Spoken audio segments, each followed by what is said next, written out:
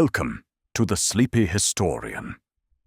Tonight we turn our gaze once more to the age of the Vikings, to that time of longships and cold seas, of saga and shadow, when the North sent forth warriors who would reshape the world.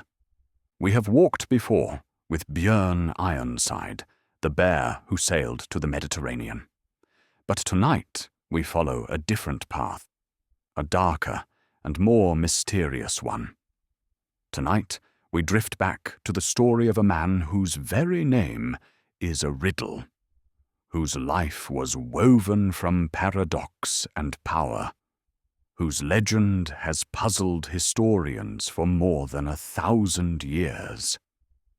His name was Ivar, but he was never called simply Ivar.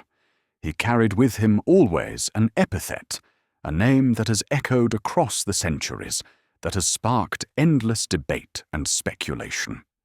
He was called Ivar the Boneless, and no one, not the scholars nor the skalds, can say with certainty what that name truly meant.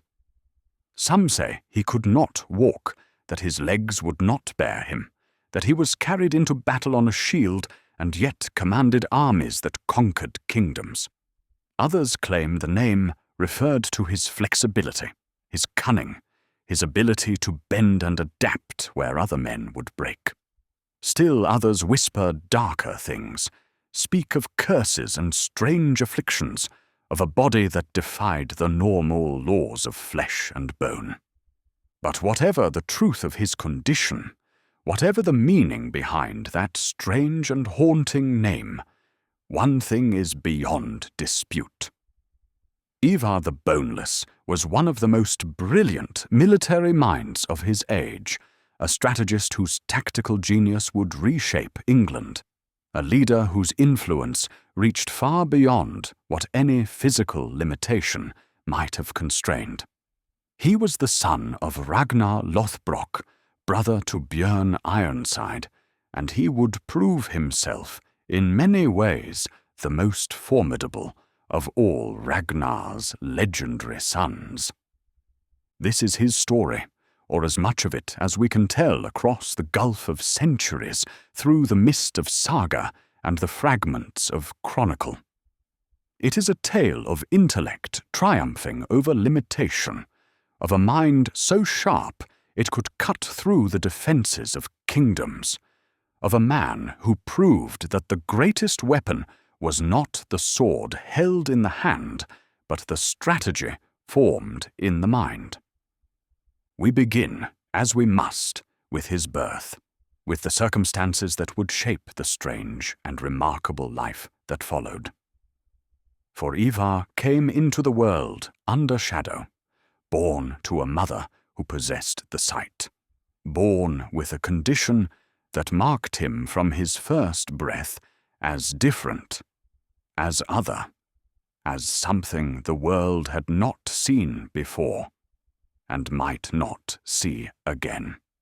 The year of his birth is lost to time, though it must have been in the early 9th century, in the decades when Viking power was growing, when the raids on England and Francia were intensifying, when Ragnar Lothbrok's name was already becoming legend. The place was likely Denmark, though some sources suggest Sweden, in the cold lands of the north, where winter ruled half the year and survival itself was a daily test. His mother was Aslaug, the same wise woman who would bear Björn and his other brothers, a princess said to descend from the hero Sigurd and the Valkyrie Brynhilda. The sagas tell us that she foresaw something about Ivar's birth, that she warned Ragnar not to consummate their marriage for 3 nights after their wedding, that if he could not wait, there would be consequences, a child marked by fate in ways that could not be undone. But Ragnar, being Ragnar, couldn't wait. His passion or his pride overrode her warning. And when Ivar was born, When the midwives first saw him, there was a collective intake of breath, a recognition that this child was different. The sagas say his bones were like cartilage, that he could not stand or walk in the normal way, that his body was strange and unsettling to behold. In another time, in another place, such a child might have been exposed, left to die on a hillside, as was sometimes done with infants born deformed or sickly. The Viking world was harsh, had little patience for weakness, valued above all the ability to fight and work and survive. But Ivar was Ragnar's son, born to a mother whose bloodline stretched back to the gods themselves.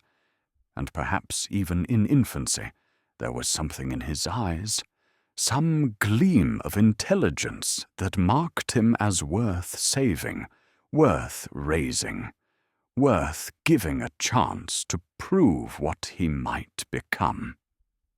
And so he lived. He grew, though not in the way other boys grew. While his brothers learned to run and jump and swing wooden swords in the practice yard, and Ivar learned other things. He learned to watch, to observe, to understand. He learned to read people, to see through their words to their true intentions. He learned to use his mind as other boys used their muscles, to make of his intellect a weapon more deadly than any blade. His father, Ragnar, watched this strange son with a mixture of concern and fascination. Here was a boy who could not fight in the traditional way, who would never lead a shield wall or duel with other warriors. And yet there was something about him, a quality of attention, of focus that suggested hidden depths, untapped potential. Ragnar was wise enough, or curious enough, to nurture this potential. He gave Ivar tutors, men who could teach him the things that mattered beyond physical prowess. Ivar learned the history of his people, the strategies of famous battles, the geography of the known world. He learned languages, how to negotiate, how to read the subtle signs that revealed when a man was lying or afraid or could be manipulated. And he learned about power, about how it was gained and held, about the difference between the authority that came from physical strength and the authority that came from intelligence and will. He learned that a man need not swing a sword himself to command those who did, that the greatest leaders were often those who directed battles rather than fought in them, who saw the whole field while others saw only what was immediately before them. His brothers, particularly in their youth, sometimes mocked him for his condition. Boys can be cruel, even brothers, perhaps especially brothers competing for their father's favor. But Ivar bore their mockery with a strange patience, storing it away, remembering. He understood even then that those who underestimated him gave him an advantage, that being dismissed as weak or helpless allowed him to move unseen, to strike when and where others didn't expect. And occasionally he would demonstrate what his mind could do, would solve some problem that had baffled the warriors, would propose some strategy that proved devastatingly effective. And slowly, grudgingly, his brothers began to respect him, to understand that Ivar's contribution to the family's fortunes might equal or even exceed their own, though it came through different means. There was one story the sagas tell, probably apocryphal, but revealing nonetheless. When Ivar was still young, a group of his father's warriors were trying to move a heavy stone that blocked the entrance to a storehouse. They strained and pushed, but the stone would not budge. They argued about the best approach, each warrior certain his method was correct. Finally, young Ivar, watching from where he sat, suggested they stop trying to push the stone and instead use leverage, placing a long timber beneath it and using the mechanical advantage to shift it. His solution worked where brute strength had failed, and the warriors, wiping the sweat from their faces, looked at this strange boy with new eyes. This was the pattern of his youth. Where others used force, Ivar used leverage. Where others charged ahead, Ivar waited and watched and found the weakness, the angle of approach that would yield victory with the least expenditure of effort. His mind was always working, always analyzing, always several steps ahead of those around him. But there was also something else in Ivar, something darker, harder to name. Those who knew him spoke of a quality of ruthlessness, a willingness to do whatever was necessary without hesitation or remorse. Whether this was natural to his temperament, or whether it grew from years of being seen as weak, of having to prove himself constantly, of understanding that mercy might be interpreted as vulnerability, we cannot know. What we do know is that by the time he reached manhood, if his condition even allowed such a clear transition, Ivar the Boneless had become someone to be reckoned with. He had not overcome his physical limitations so much as he had made them irrelevant, had built a reputation based not on what he could not do, but on what he could. And what he could do, it turned out, was plan and execute military campaigns of breathtaking complexity and effectiveness. The world beyond his father's hall was changing. The Viking raids were intensifying. The kingdoms of England and Francia were under increasing pressure. And Ragnar, growing older now, was planning the raids that would eventually lead to his capture and death. Ivar would accompany him on some of these voyages, would see firsthand how raids were conducted, how battles were fought, how the English and Frankish kingdoms operated. And he was learning, always learning, storing away every observation, every lesson, every detail that might someday prove useful. He was preparing himself, though he did not yet know for what.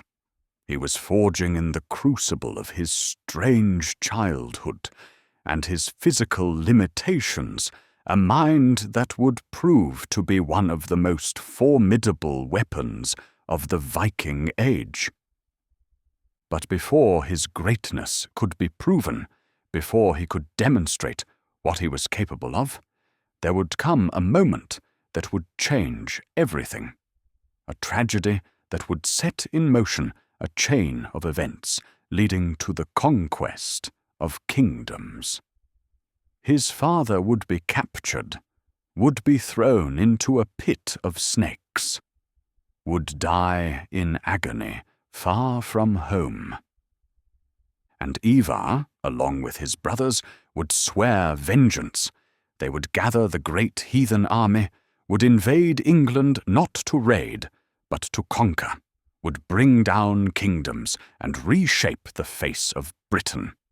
And Ivar, the son who could not walk, would prove himself the most dangerous of them all, the strategist whose brilliance would make the impossible possible, whose legend would grow until it matched or exceeded even that of his famous father. But that great reckoning still lay in the future.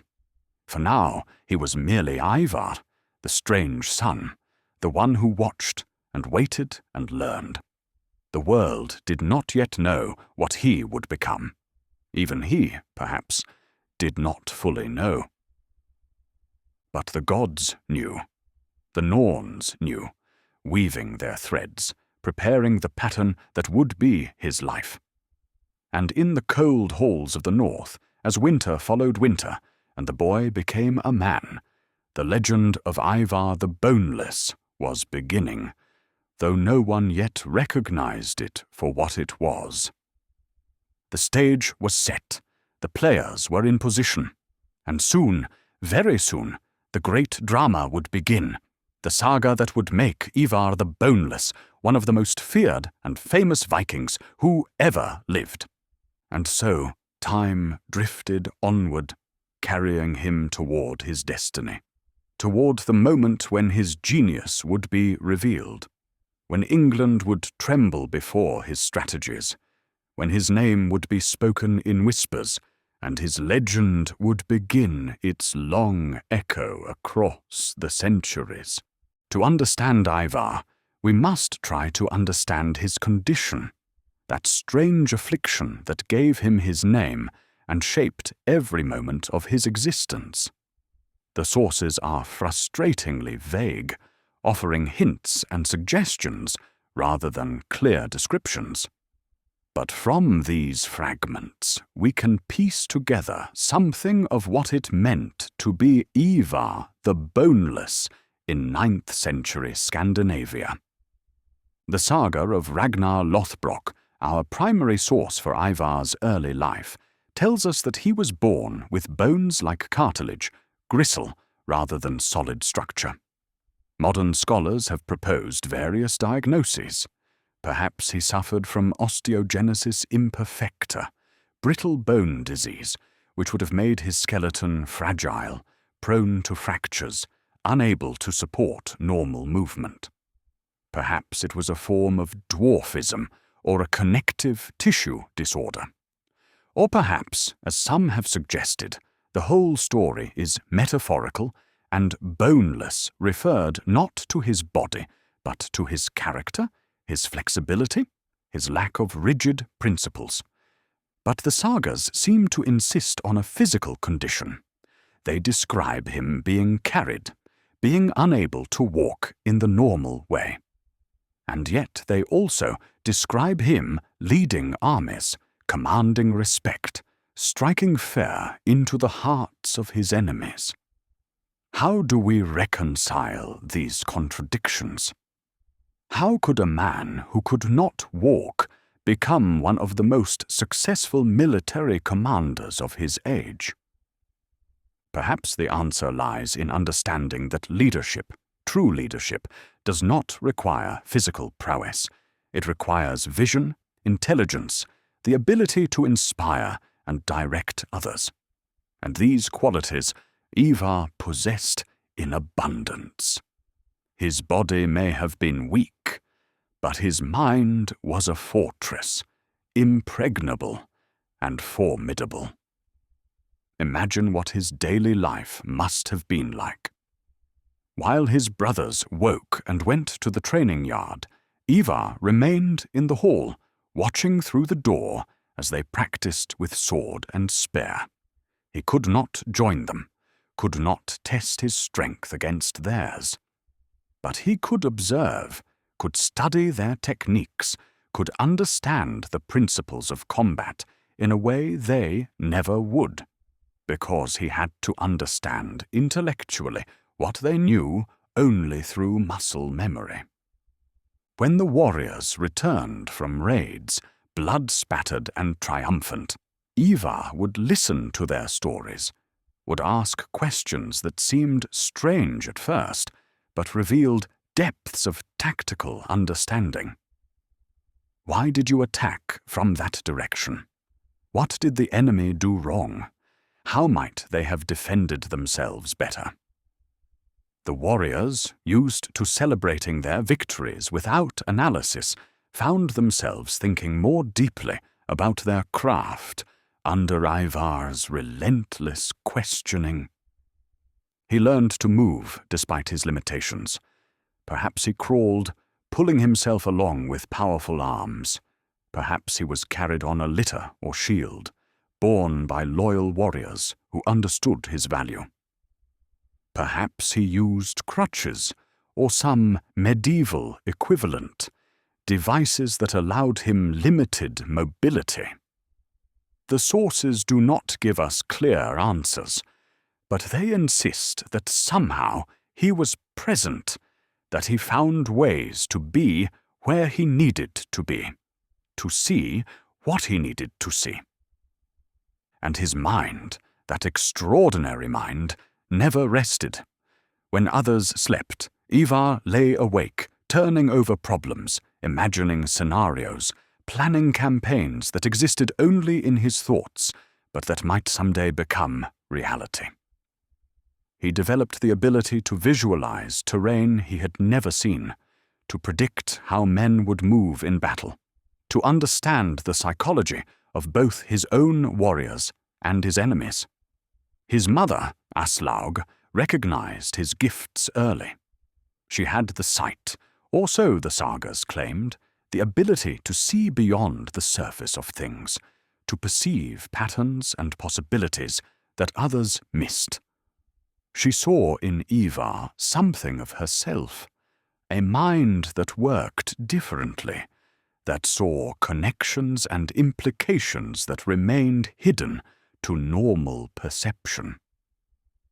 She taught him what she could, the old magic, the runes, the lore that stretched back to the days when the gods walked among men. Whether any of this was real or merely the superstition of a credulous age, we cannot say. But Ivar learned it all, absorbed it, integrated it into his understanding of the world. He learned that power came in many forms, that knowledge itself was a kind of magic, that understanding how others thought gave you power over them. And he learned to use his condition as a weapon. People who saw him, who knew of his affliction, made assumptions. They assumed he was weak, helpless, perhaps even simple-minded. And Ivar let them believe this, encouraged it even, because underestimation was a gift, an opening that could be exploited. How many enemies would realize their mistake only when it was too late, when Ivar's strategies had already ensnared them, when the trap was closing and there was no escape? His relationship with his brothers was complex, layered with rivalry and affection, with competition and cooperation. Björn, the eldest, or at least the most prominent, was perhaps the one Ivar was closest to. Björn had a quality of steadiness that Ivar lacked, a grounded practical wisdom that balanced Ivar's more abstract brilliance.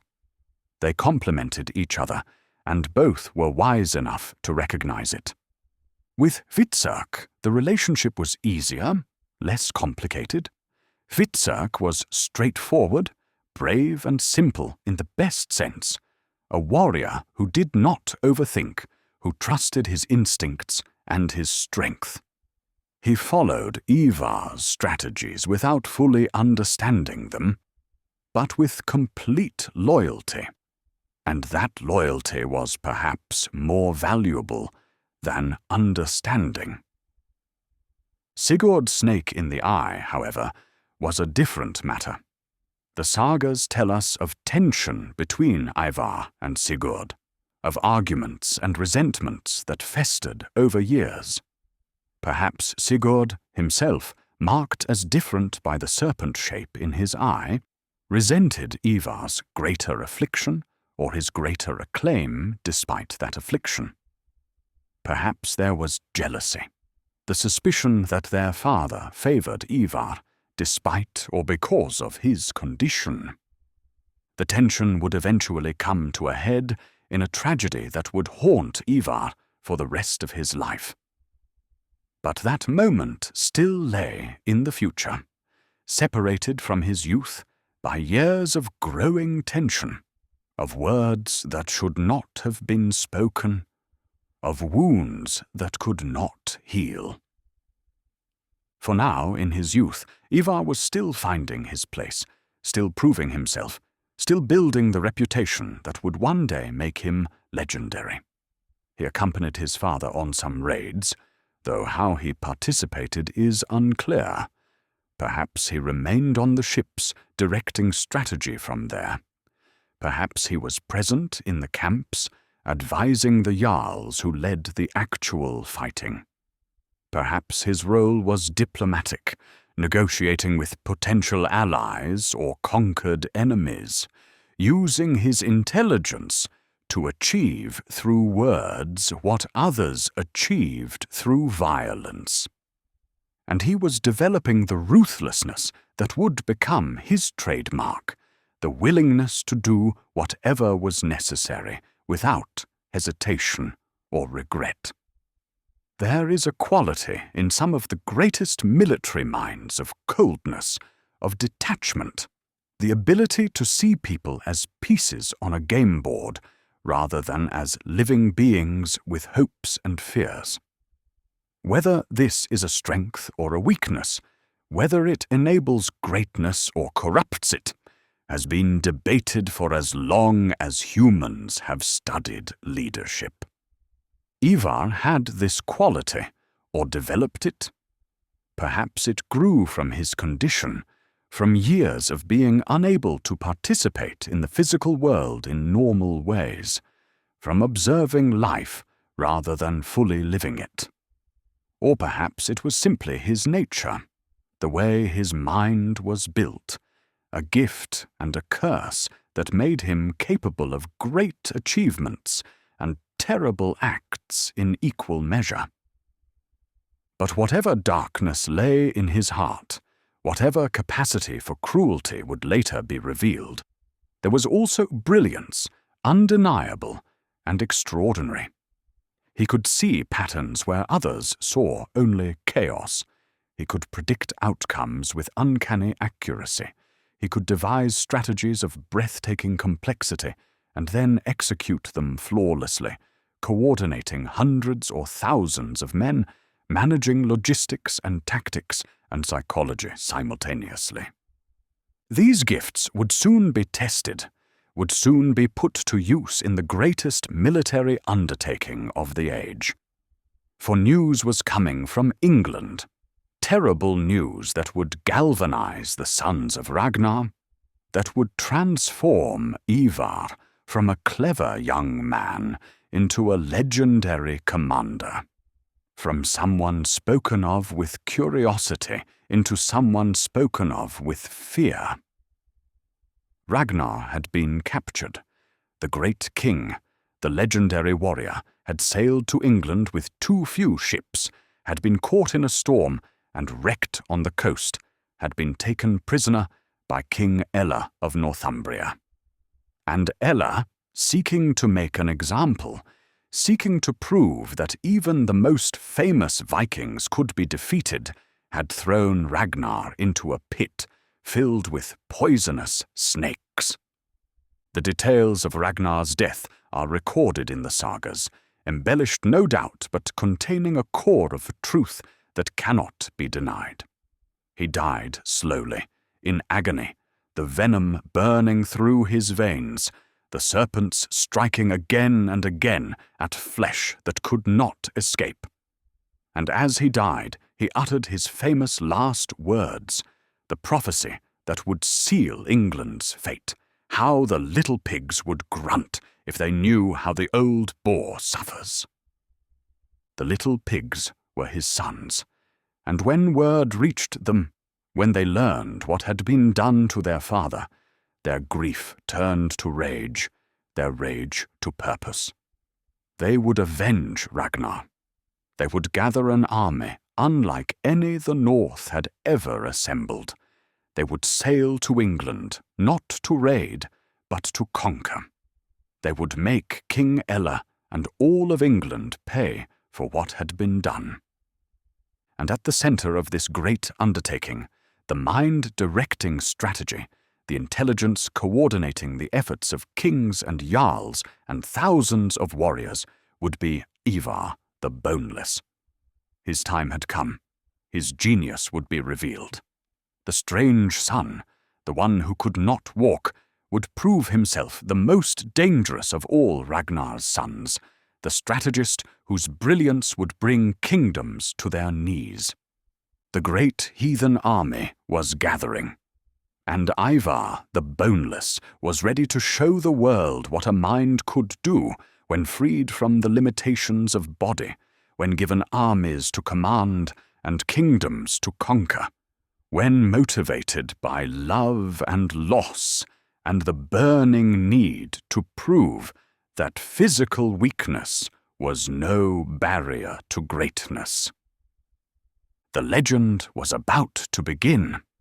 England would soon learn to fear the name Ivar the Boneless, and history would remember him not for what he couldn't do, but for what he achieved despite every limitation, despite every obstacle, despite a body that should have confined him to obscurity, but instead became irrelevant in the face of a will and intellect that nothing could contain.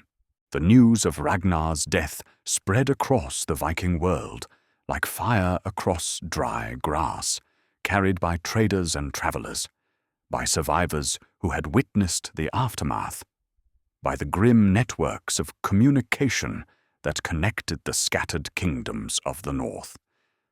And everywhere it went, it sparked the same reaction: shock, grief, and a burning desire for vengeance.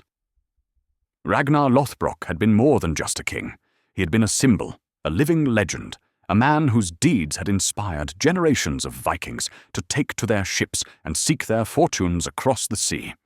That such a man could die in such a fashion, thrown into a pit of snakes like a common criminal, was an insult not just to his sons, but to every warrior who had ever followed him, every man who had shared mead in his hall, every skald who had sung of his glory.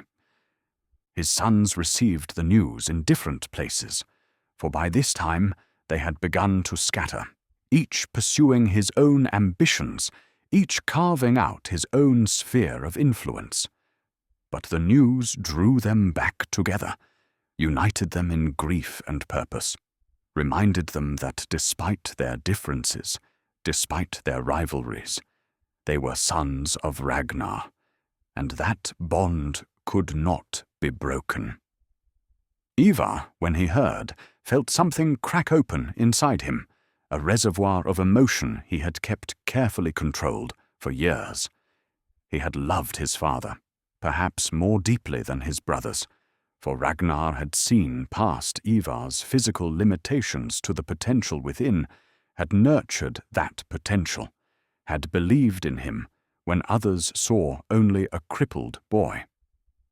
Now that father was gone, dead in the most shameful way imaginable, denied even an honorable death in battle. But Ivar didn't weep, or if he did, he wept in private, where no one could see. Instead, he channeled his grief into something colder, harder, more terrible. He began to plan. While his brothers raged and swore oaths of vengeance, Ivar's mind was already moving ahead, calculating what would be needed, how vengeance could be achieved, what form it should take. A raid would not be enough.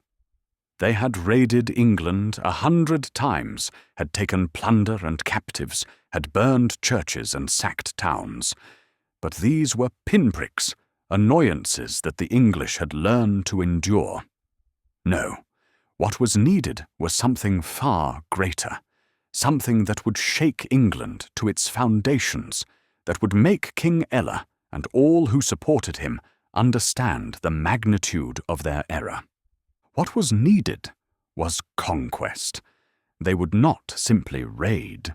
They would invade, would bring an army so large that no English kingdom could stand against it, would take territory and hold it, would establish themselves as rulers rather than merely raiders.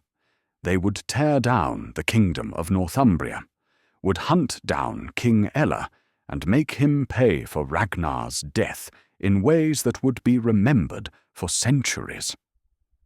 This was Ivar's vision, and he presented it to his brothers with the clarity and force that made him so compelling. He laid out the logistics, explained how such an army could be gathered and supplied, described the weaknesses in English defences that they could exploit, painted a picture of victory so vivid that even the most sceptical could see it. And his brothers listened. For all their pride, for all their own accomplishments, they recognized that Ivar's mind worked on a different level, that he could see connections and possibilities that eluded them. Björn, who had his own ambitions, who was already dreaming of the Mediterranean voyage that would define his legacy, nevertheless agreed to participate in the initial invasion.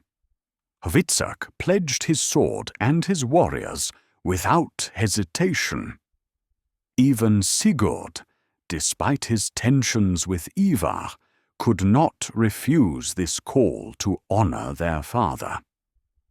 But gathering the army would require more than just the sons of Ragnar and their personal followers.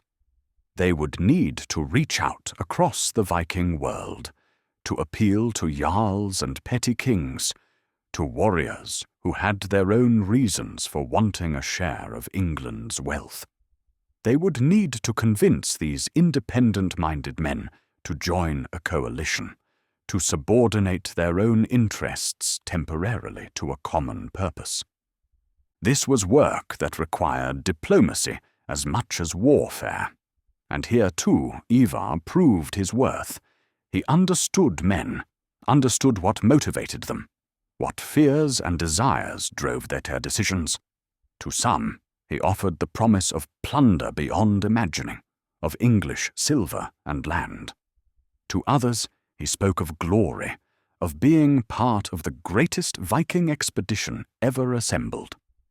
To still others, he pointed out the strategic necessity that a weak and divided England invited further conquest, that it was in everyone's interest to strike now, before the English kingdoms learned to truly defend themselves. And slowly, over months of negotiation and planning, the army came together. Warriors gathered in Denmark, arriving in small groups and large, bringing their ships and weapons, their ambitions, and their oath-bound loyalty to Ragnar's sons. The fleet grew until it numbered in the hundreds of ships, perhaps more. The warriors, when they assembled on the beaches to drill and prepare, stretched as far as the eye could see. This was the Great Heathen Army, and its formation marked a turning point in Viking history. Before this, Vikings had raided in relatively small bands, had struck and fled, had avoided major confrontations with organized armies. But this force was different. It was large enough to face English armies in open battle, disciplined enough to execute complex strategies, diverse enough in its skills to handle any situation. And at its strategic heart was Ivar, planning, coordinating, thinking through every contingency. How would they supply such a large force once they landed in England? They would take horses from the East Anglians, would use the Roman roads to move quickly across the country, would live off the land they were conquering. How would they deal with the multiple English kingdoms, each with its own army?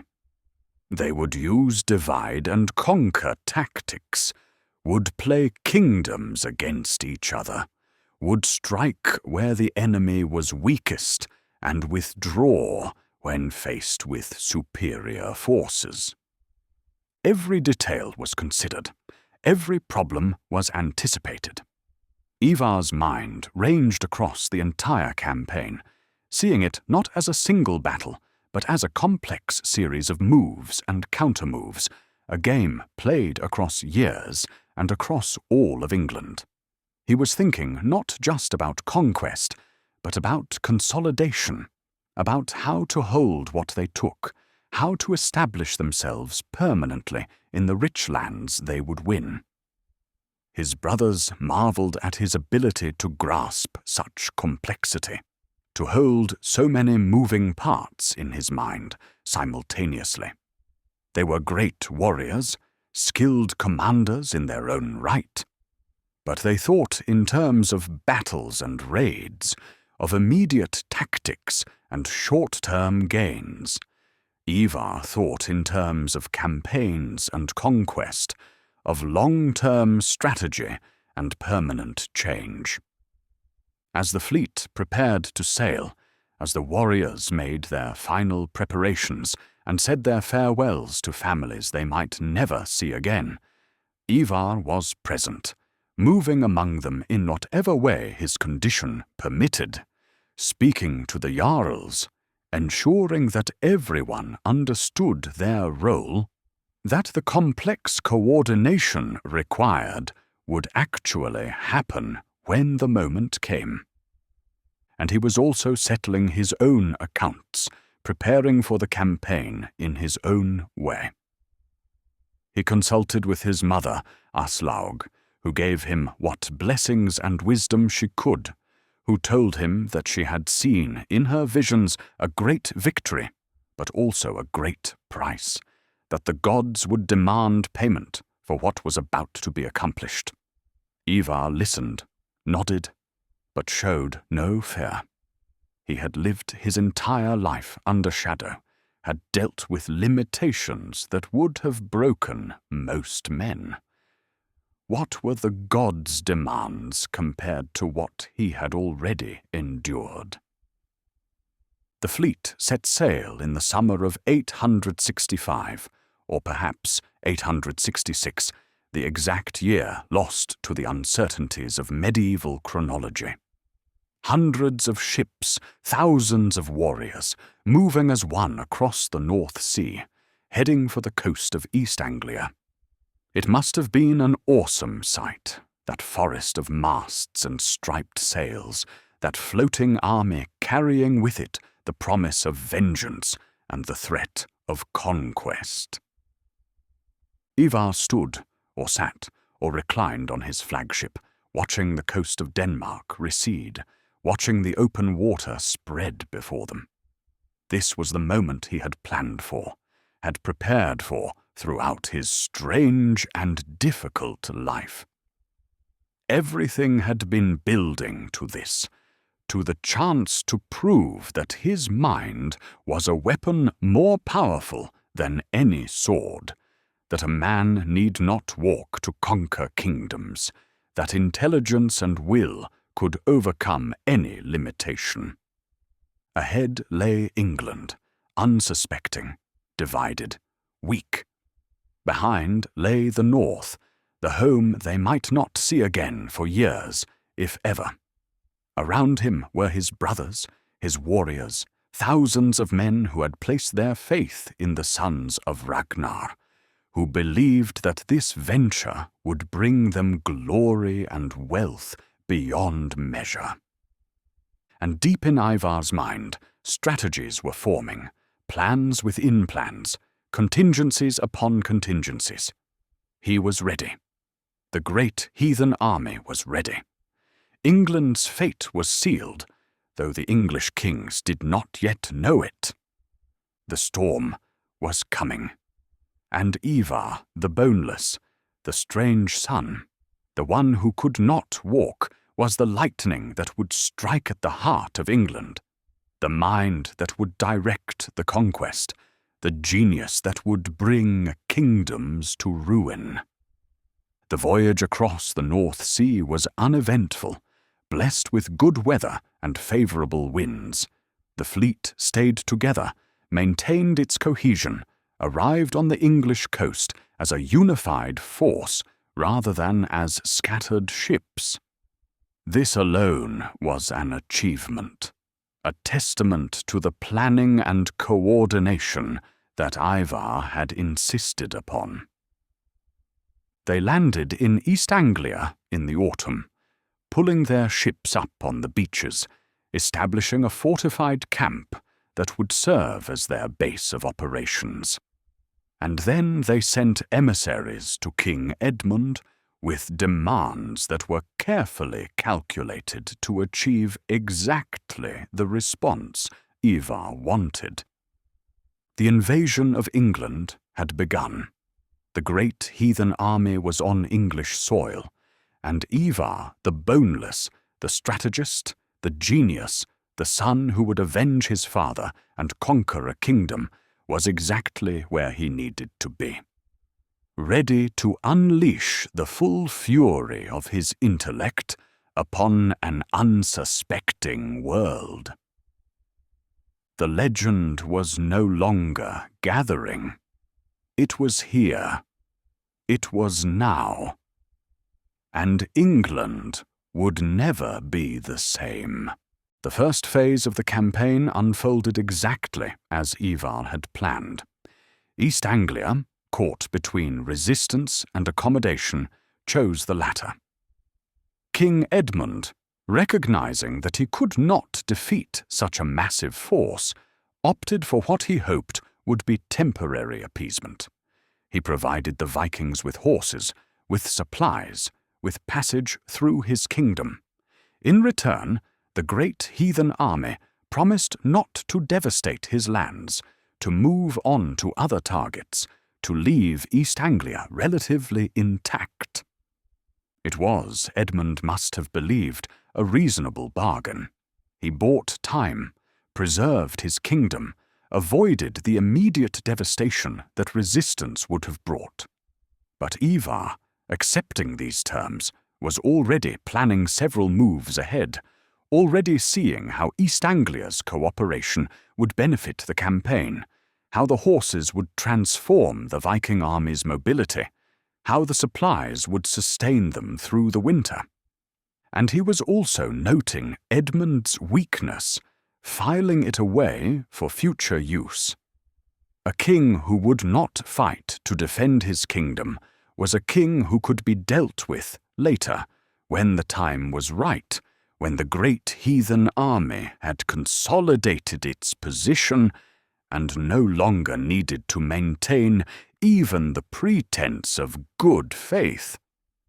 But East Anglia was not the target, not yet.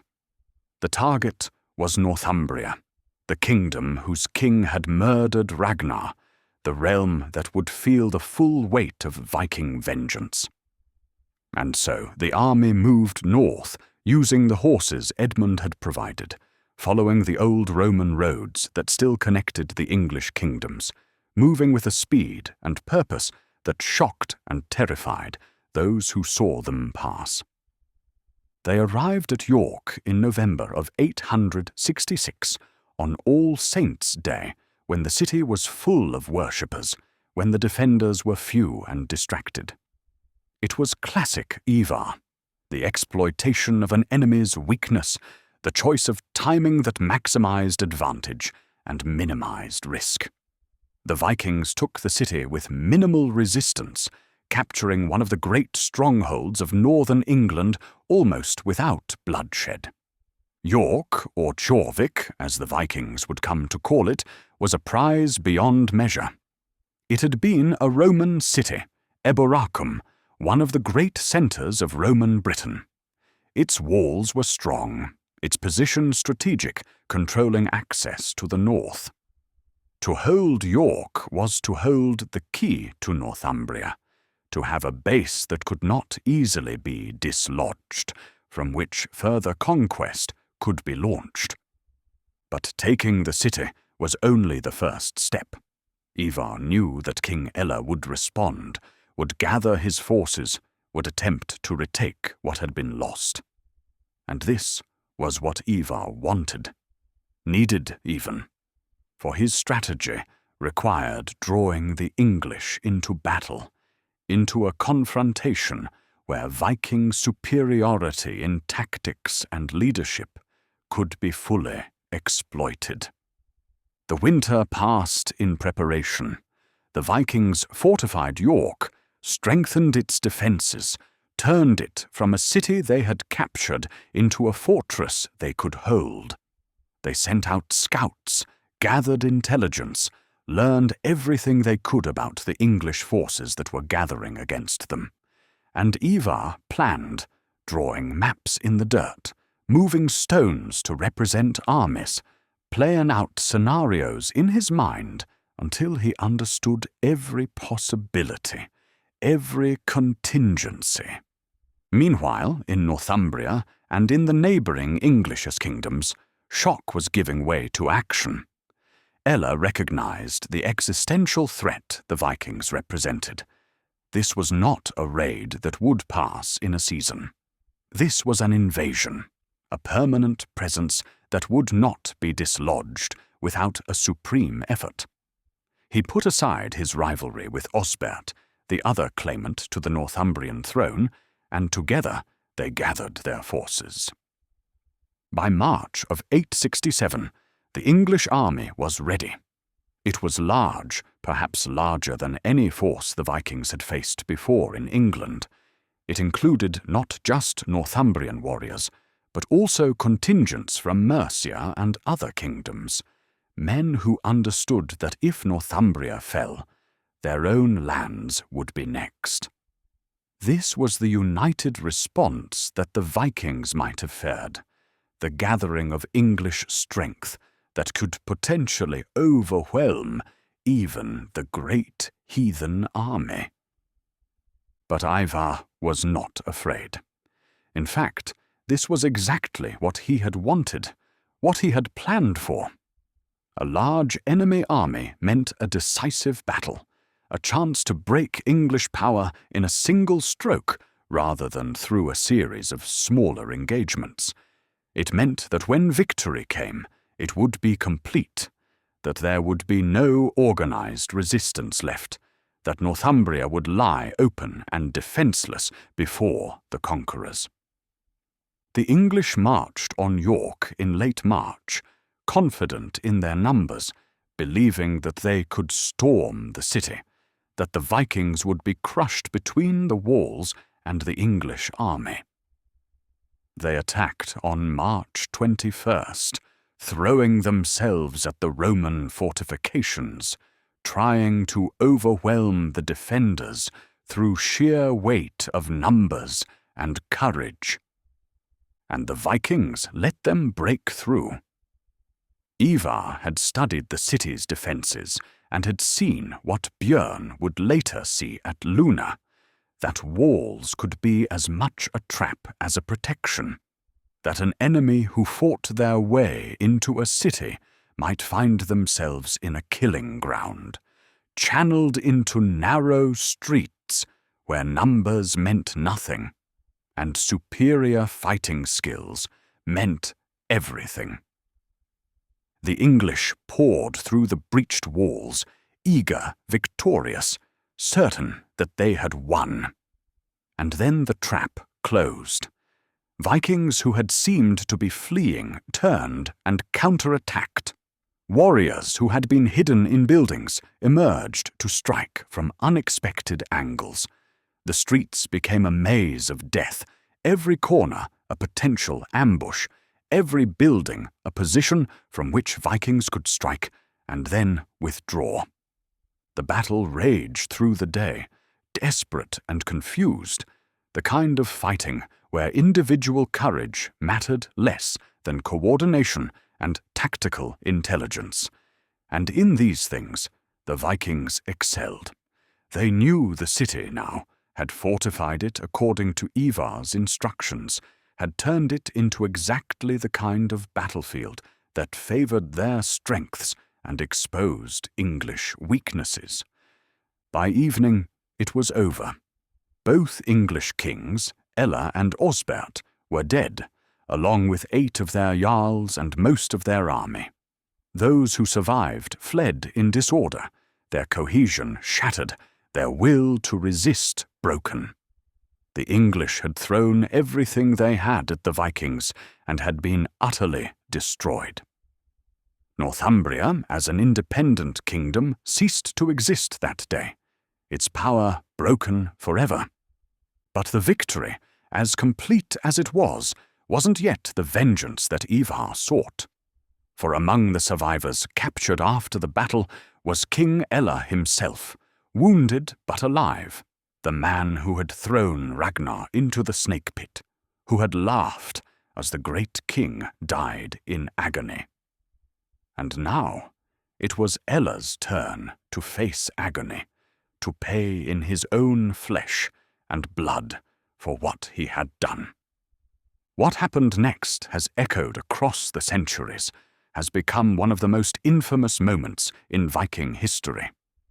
The sagas tell us that Ivar ordered the blood eagle performed on Ella, that ritual execution of terrible cruelty that may or may not have actually existed, that may have been saga invention, or may have been a real practice reserved for the most hated enemies. The details, as recorded in the sagas, are horrific. The victim's ribs were cut away from the spine, then pulled outward and upward to form the shape of wings. The lungs were pulled out through the opening, left to flutter with the victim's dying breaths. It was meant to be both execution and sacrifice, an offering to Odin, a demonstration of vengeance so complete and terrible that no one would ever again dare to harm the sons of Ragnar. Whether this actually happened, whether the blood eagle was a real practice or merely a misunderstanding of a metaphorical language in the sagas, has been debated by scholars for decades. Some argue that the medical realities make it impossible, that the victim would die of shock long before the procedure could be completed. Others point out that Viking culture, for all its achievements, was also capable of remarkable cruelty, that execution methods of the medieval period across Europe were often designed to maximize suffering and spectacle. What we can say with certainty is that Ella died, that his death was not gentle, that it served as both vengeance for Ragnar and warning to any who might think to resist the sons of Ragnar Lothbrok. And we can say that Ivar, who ordered, or at least condoned this execution, revealed something of the darkness in his nature, the capacity for ruthlessness that his physical limitations and brilliant mind had perhaps cultivated. For Ivar was not merely a brilliant strategist, he was also a man capable of great cruelty, someone who understood that terror was a weapon as effective as any sword, that the memory of Ella's death would serve the Viking cause better than any diplomatic overture. Kingdoms that might have resisted would remember what happened to those who killed a son of Ragnar. They would think twice before taking up arms against the Great Heathen Army. This was the paradox of Ivar, the combination of genius and darkness that made him both effective and terrifying. He could plan campaigns of breathtaking sophistication, could coordinate the movements of thousands of men, could see strategic possibilities that eluded everyone else, but he could also order executions of appalling cruelty, could make decisions that prioritized effectiveness over mercy, could do whatever was necessary without apparent remorse or hesitation. His brothers, watching Ella's execution, must have felt a mixture of satisfaction and unease. Satisfaction because their father had been avenged, because the debt of blood had been paid in full, but unease, too, perhaps, at the enthusiasm with which Ivar embraced this darkness, at the lack of any visible emotion beyond cold satisfaction at a problem solved. But whatever they felt, they said nothing. For Ivar had delivered exactly what he promised. He had led them to victory, had conquered Northumbria, had avenged Ragnar in a way that would be remembered forever.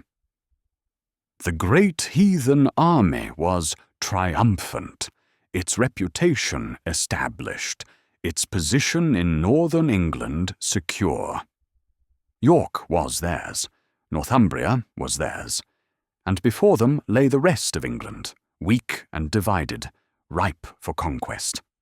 The campaign was far from over. In fact, in many ways, it was only beginning. But the first great victory had been won. The hardest battle had been fought and won, and the Vikings now held the initiative, the momentum, the psychological advantage that comes from having proven oneself capable of defeating any opposition.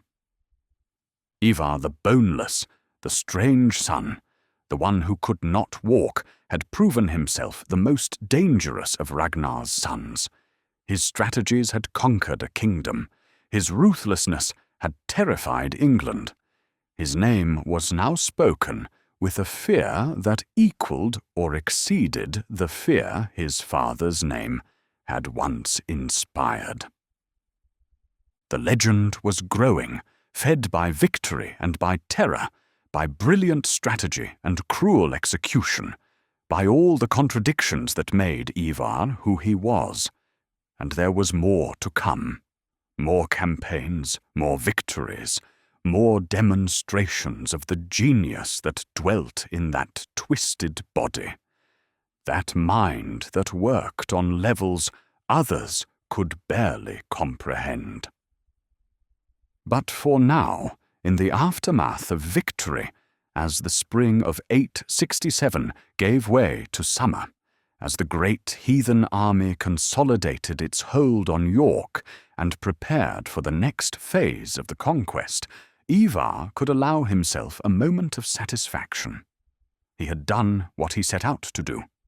He had avenged his father. He had proven himself equal to his brothers, despite his limitations. He had shown the world that a Viking need not walk to conquer kingdoms.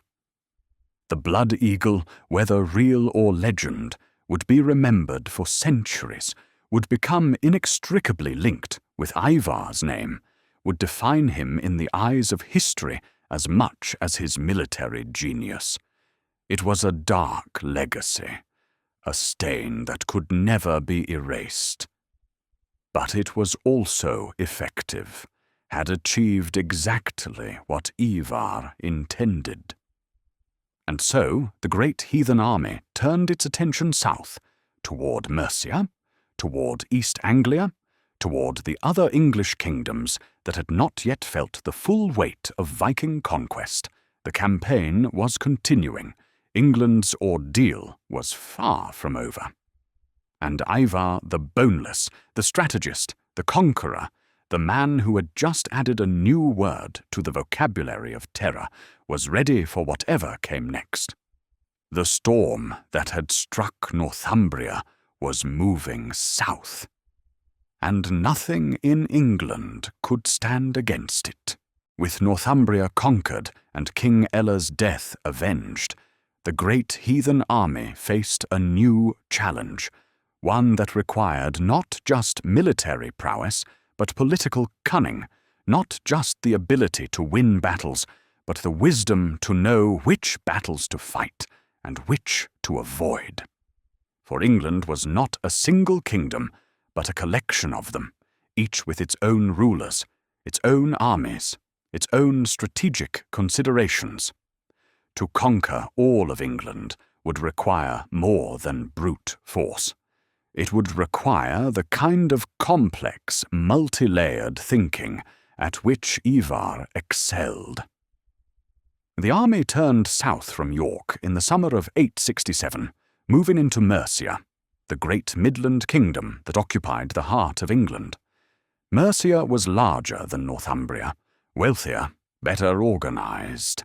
Its king, Burgred, was no fool, had seen what happened to his northern neighbor, and was determined not to suffer the same fate.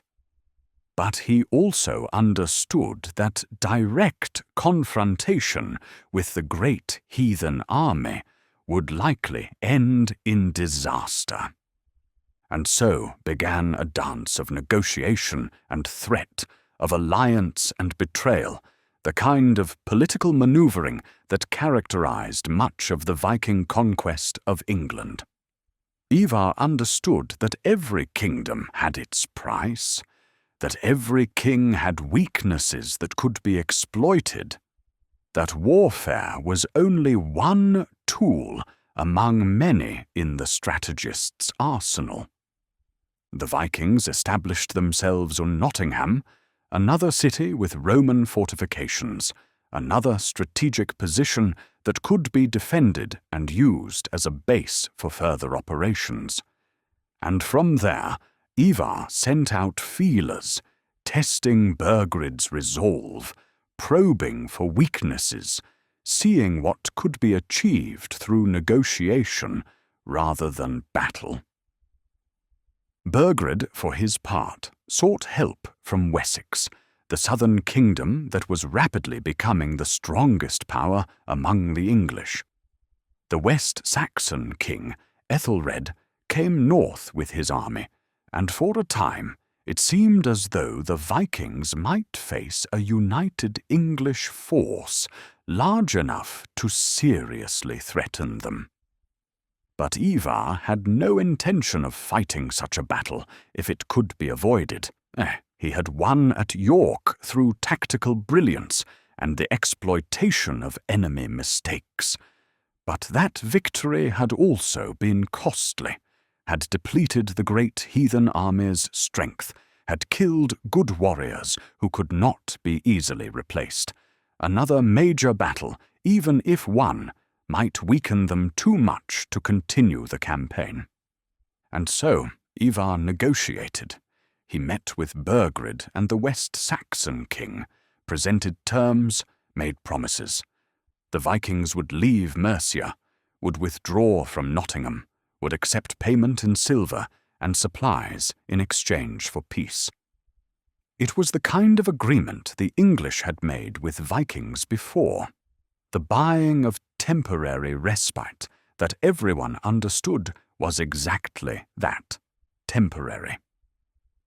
But for Ivar, the agreement served multiple purposes. It gave the army time to rest, to recover from the campaign in Northumbria, to replenish supplies and integrate new recruits who were still arriving from Scandinavia. It drove a wedge between the English kingdoms, showing that Mercia's interests did not necessarily align with Wessex's, that the unity displayed at Nottingham was fragile and contingent. And it established a pattern, a precedent that other English kingdoms could follow, a path of accommodation rather than resistance. This was strategic thinking of the highest order, the kind of patient, long-term planning that looked beyond immediate victory to the positioning of forces and the shaping of political landscapes. Ivar was playing a game that unfolded over years and across an entire country, and he was playing it with a skill that few of his contemporaries could match.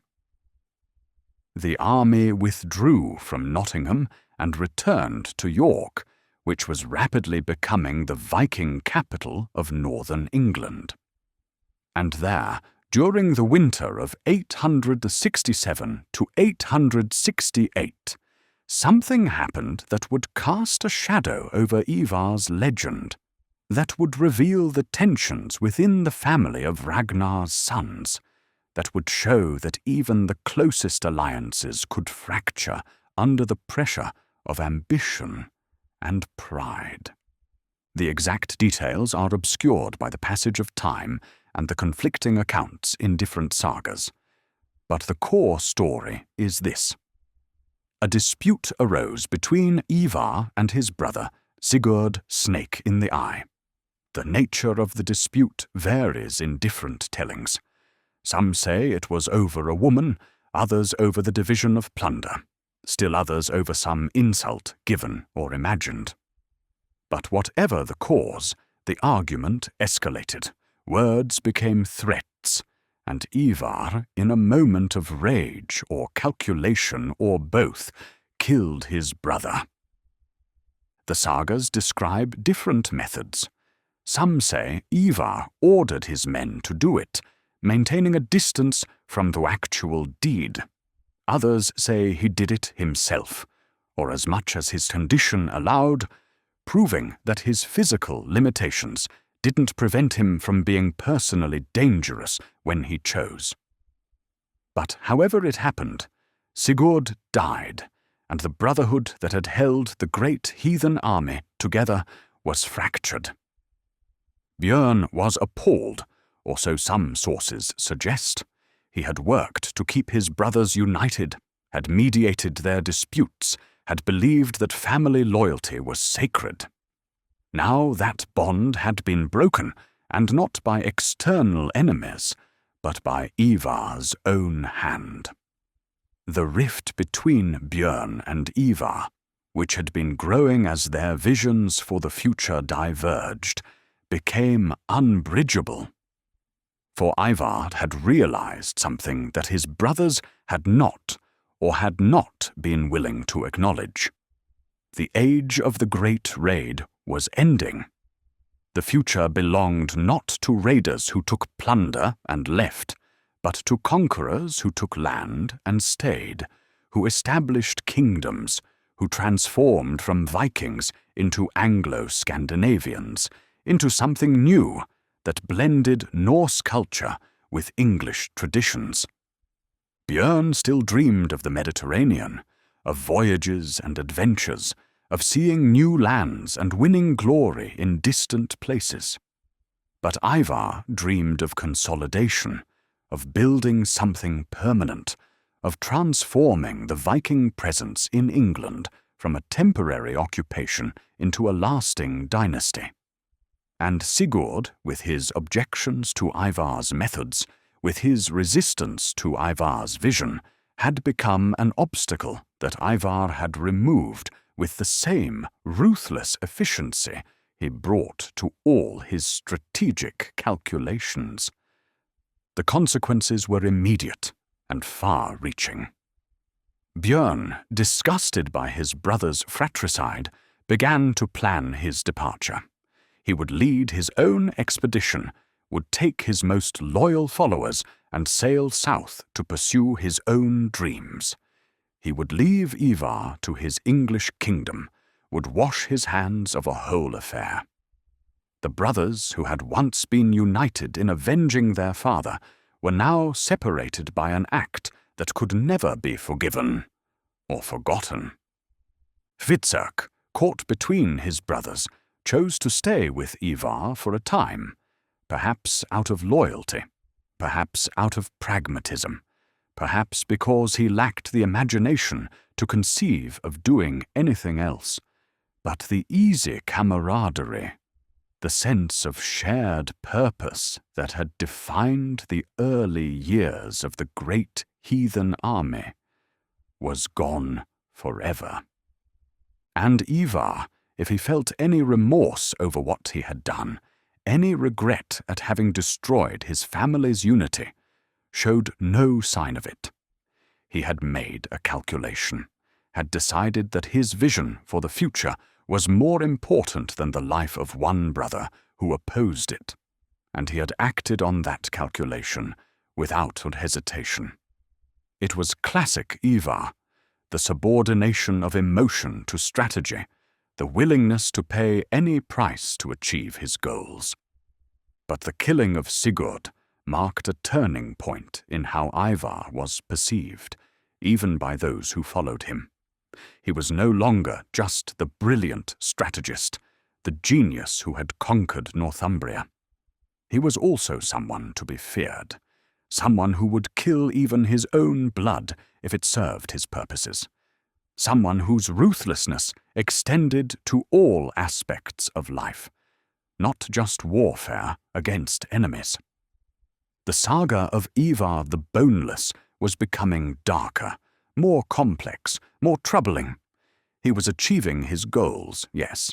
He was conquering England, was establishing the Viking presence on a permanent basis.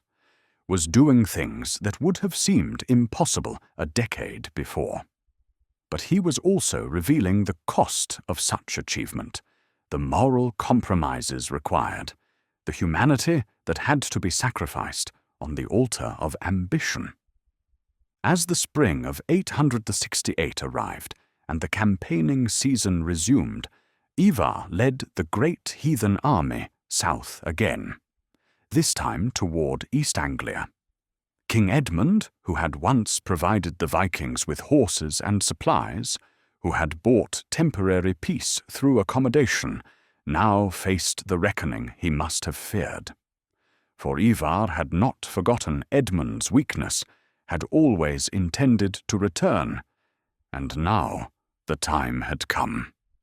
The army moved through Mercia without resistance, Burgred having no desire to provoke them, having learned at Nottingham that discretion was the better part of valour. They entered East Anglia in the autumn of 869, and Edmund, understanding that his kingdom could not be defended, was faced with an impossible choice. He could flee, abandon his kingdom and people, save his own life. He could negotiate, try to buy peace as he had before, hope that Ivar would accept tribute and move on. Or he could resist, knowing that resistance was futile, that his small kingdom could not stand against the great heathen army, but at least die with honor, as a king defending his people. Edmund chose the third path, or so the Christian chroniclers tell us. He refused to abandon his faith, refused to become a puppet king under Viking control, refused to save his life at the cost of his soul. And so he faced the Vikings in battle, was defeated as he must have known he would be, was captured, and brought before Ivar. What happened next has become one of the great martyrdom stories of English Christianity. The sources, all written by Christians long after the event, tell us that Ivar demanded Edmund renounce his faith and submit to Viking rule. Edmund refused. He was tied to a tree and shot full of arrows, then beheaded, his body left as a warning to others who might think to resist. How much of this is true? We cannot know. The story has been shaped by hagiographers who wanted to create a saint, who needed a martyr to inspire the faithful, who had no interest in presenting a balanced historical account. But something happened to Edmund, something that ended his life and his kingdom's independence, something that allowed Ivar to add East Anglia to the list of English kingdoms that had fallen before the Great Heathen Army. With Northumbria, Mercia, at least nominally, and East Anglia under Viking control or neutralized, only one major English kingdom remained independent: Wessex, the southern realm that was proving more difficult to conquer, more resilient in its resistance, more dangerous in its growing strength. And it was in Wessex that Ivar would face his greatest challenge, would encounter an opponent who matched him in strategic thinking, if not in ruthlessness, would finally meet his match in the form of a young English king who would become known to history as Alfred the Great. But before that confrontation, before the tide of conquest reached its high water mark and began to recede, there would be more campaigns, more victories, more demonstrations of the genius that made Ivar the Boneless one of the most formidable military minds of his age. The game was still being played, the pieces still moving across the board of England, and Ivar was still several moves ahead of everyone else, still seeing possibilities and outcomes that others couldn't perceive. The winter of 869 to 870 passed in consolidation, in the strengthening of Viking control over the conquered territories, in the preparation for the final great campaign that would determine whether all of England would fall or whether Wessex would hold, would become the seed from which English resistance would grow, from which eventual reconquest would spring. Ivar, in York or wherever he made his headquarters, was planning, always planning, his mind ranging over the strategic landscape, considering options, weighing risks, calculating probabilities. He had come so far, had achieved so much, but he also understood, with the clarity that characterized all his thinking, that the greatest challenges still lay ahead, that Wessex would not fall as easily as Northumbria or East Anglia, that the end game of this great campaign would require all his skill, all his cunning, all his willingness to do whatever was necessary to achieve victory. The Great Heathen Army prepared to march south, to carry the conquest into the last independent English kingdom, to complete what Ivar had begun, to transform England forever. And Ivar the Boneless, the strategist, the genius, the fratricide, the conqueror, stood ready to direct this final act, to prove once more that a mind was the most powerful weapon, that physical limitations meant nothing in the face of will and intelligence, that he was truly his father's son, truly worthy of the name Ragnar's sons had made immortal. The stage was set for the climax of the invasion, for the battles that would determine England's fate, for the confrontation between Viking cunning and English determination that would echo through history and shape the future of Britain for centuries to come. And Ivar, at the center of it all, was exactly where he wanted to be, where he had always intended to be, where his strange and difficult life had been preparing him to be since birth. The legend was reaching its peak. The saga was approaching its most dramatic moments, and the man who could not walk was about to prove, one final time, that he could conquer kingdoms. The invasion of Wessex began in the winter of 870 to 871, a time when campaigning was normally suspended, when armies withdrew to winter quarters and warfare paused until spring. But this was precisely why Ivar chose that moment to strike.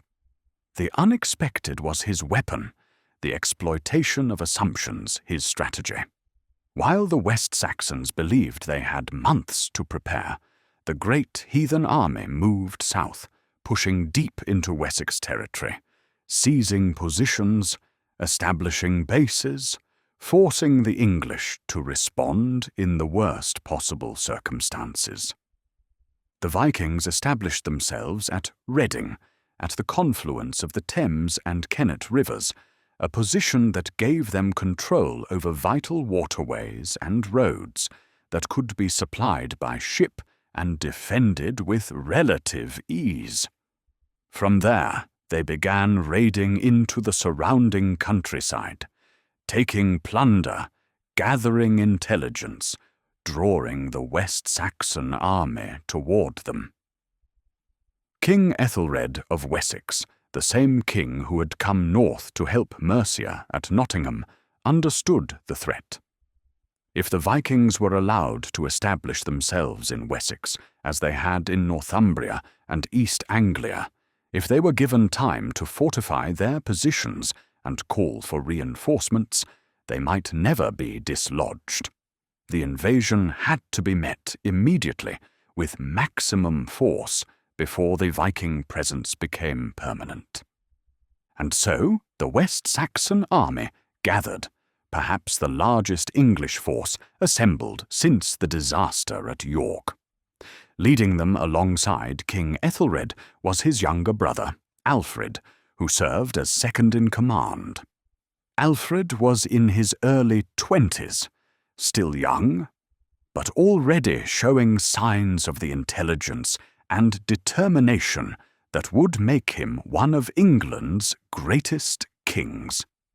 The first battle was fought at Reading in early January of 871. The West Saxons attacked the Viking fortifications, trying to storm them before they could be fully completed. It was a bold move, aggressive and risky. Exactly what the English needed to do if they were to have any chance of driving the invaders out. But Ivar had prepared for this. The fortifications, though incomplete, were strong enough to withstand the initial assault.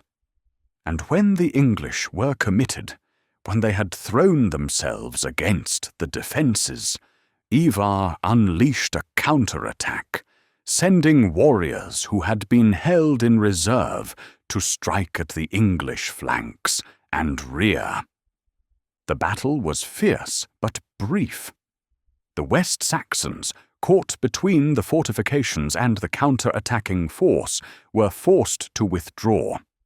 They had lost men, had failed to take Reading, had learned the hard lesson that the Great Heathen Army could not be easily defeated, even when attacked with numerical superiority and tactical surprise.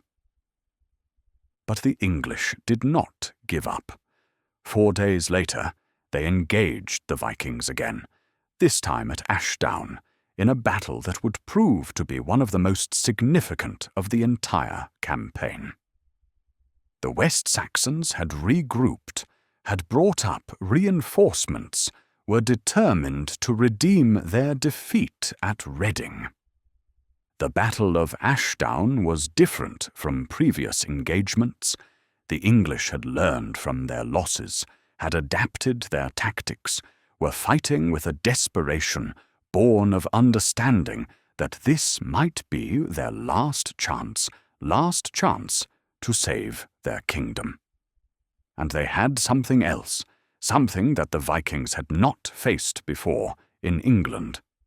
Inspired leadership from young Alfred, who took personal command of part of the English army when his older brother delayed, who led from the front, who showed the kind of courage that inspired men to follow even in the face of death. For once, it was the Vikings who were caught off balance, who found themselves fighting against an enemy who matched their ferocity, who would not break no matter how hard they were pressed.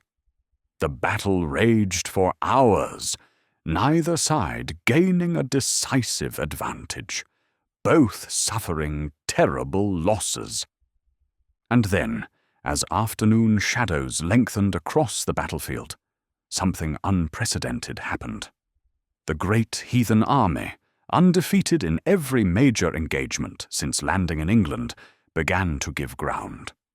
Not in rout, not in panic, but in a controlled withdrawal, a recognition that this battle could not be won, that the costs of continuing to fight were too high. The English had won. It was a narrow victory, purchased at terrible cost, but it was still a victory. The Vikings had been driven from the field. The myth of their invincibility had been shattered. And for the first time since the invasion began, the English could believe that resistance was possible, that the conquerors could be stopped. Ivar, withdrawing his forces to Reading, must have felt the sting of defeat more sharply than anyone. For this was not a strategic withdrawal, not a calculated sacrifice of position for greater advantage. This was simply defeat, pure and straightforward, the kind that could not be explained away or spun into victory through clever interpretation. But Ivar was nothing if not adaptable. One defeat didn't mean the campaign was lost. It meant only that the tactics had to change, that new approaches had to be tried, that the game had to be played differently. And besides, Wessex had won a battle, but at a cost they could not sustain indefinitely. The Vikings could call for reinforcements from across the North Sea. The West Saxons had only the men of Wessex. Over the next months, through the spring and into the summer of 871, the campaign continued. There were more battles, at Basing, at Martyrdom, at other places whose names have been lost or confused in the chronicles. Some the Vikings won, some the English won. None decisive enough to end the war. It was a grinding struggle, a war of attrition, the kind of conflict where victory would go not to the side that won the most battles, but to the side that could endure the longest.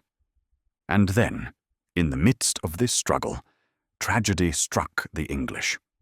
King Ethelred died, perhaps from wounds received in battle, perhaps from disease. And suddenly, the kingdom passed to his younger brother, to Alfred, who found himself King of Wessex at 22, ruler of a kingdom under invasion, responsible for the survival of the last independent English realm. Alfred understood immediately the precariousness of his position. He had won glory at Ashdown, had proven himself as a battlefield commander. But being king required more than military skill. It required the ability to manage resources, to maintain morale, to make the hard decisions that would determine whether Wessex survived or fell like the other English kingdoms. And he had to deal with Ivar, whose strategic mind he had come to respect and fear in equal measure. For Alfred recognized, as few others did, that the real threat was not the Viking warriors themselves, but the intelligence directing them, the patient, ruthless, brilliant mind that could see 10 moves ahead, that never stopped planning, that would exploit any weakness, any mistake, any momentary lapse in vigilance.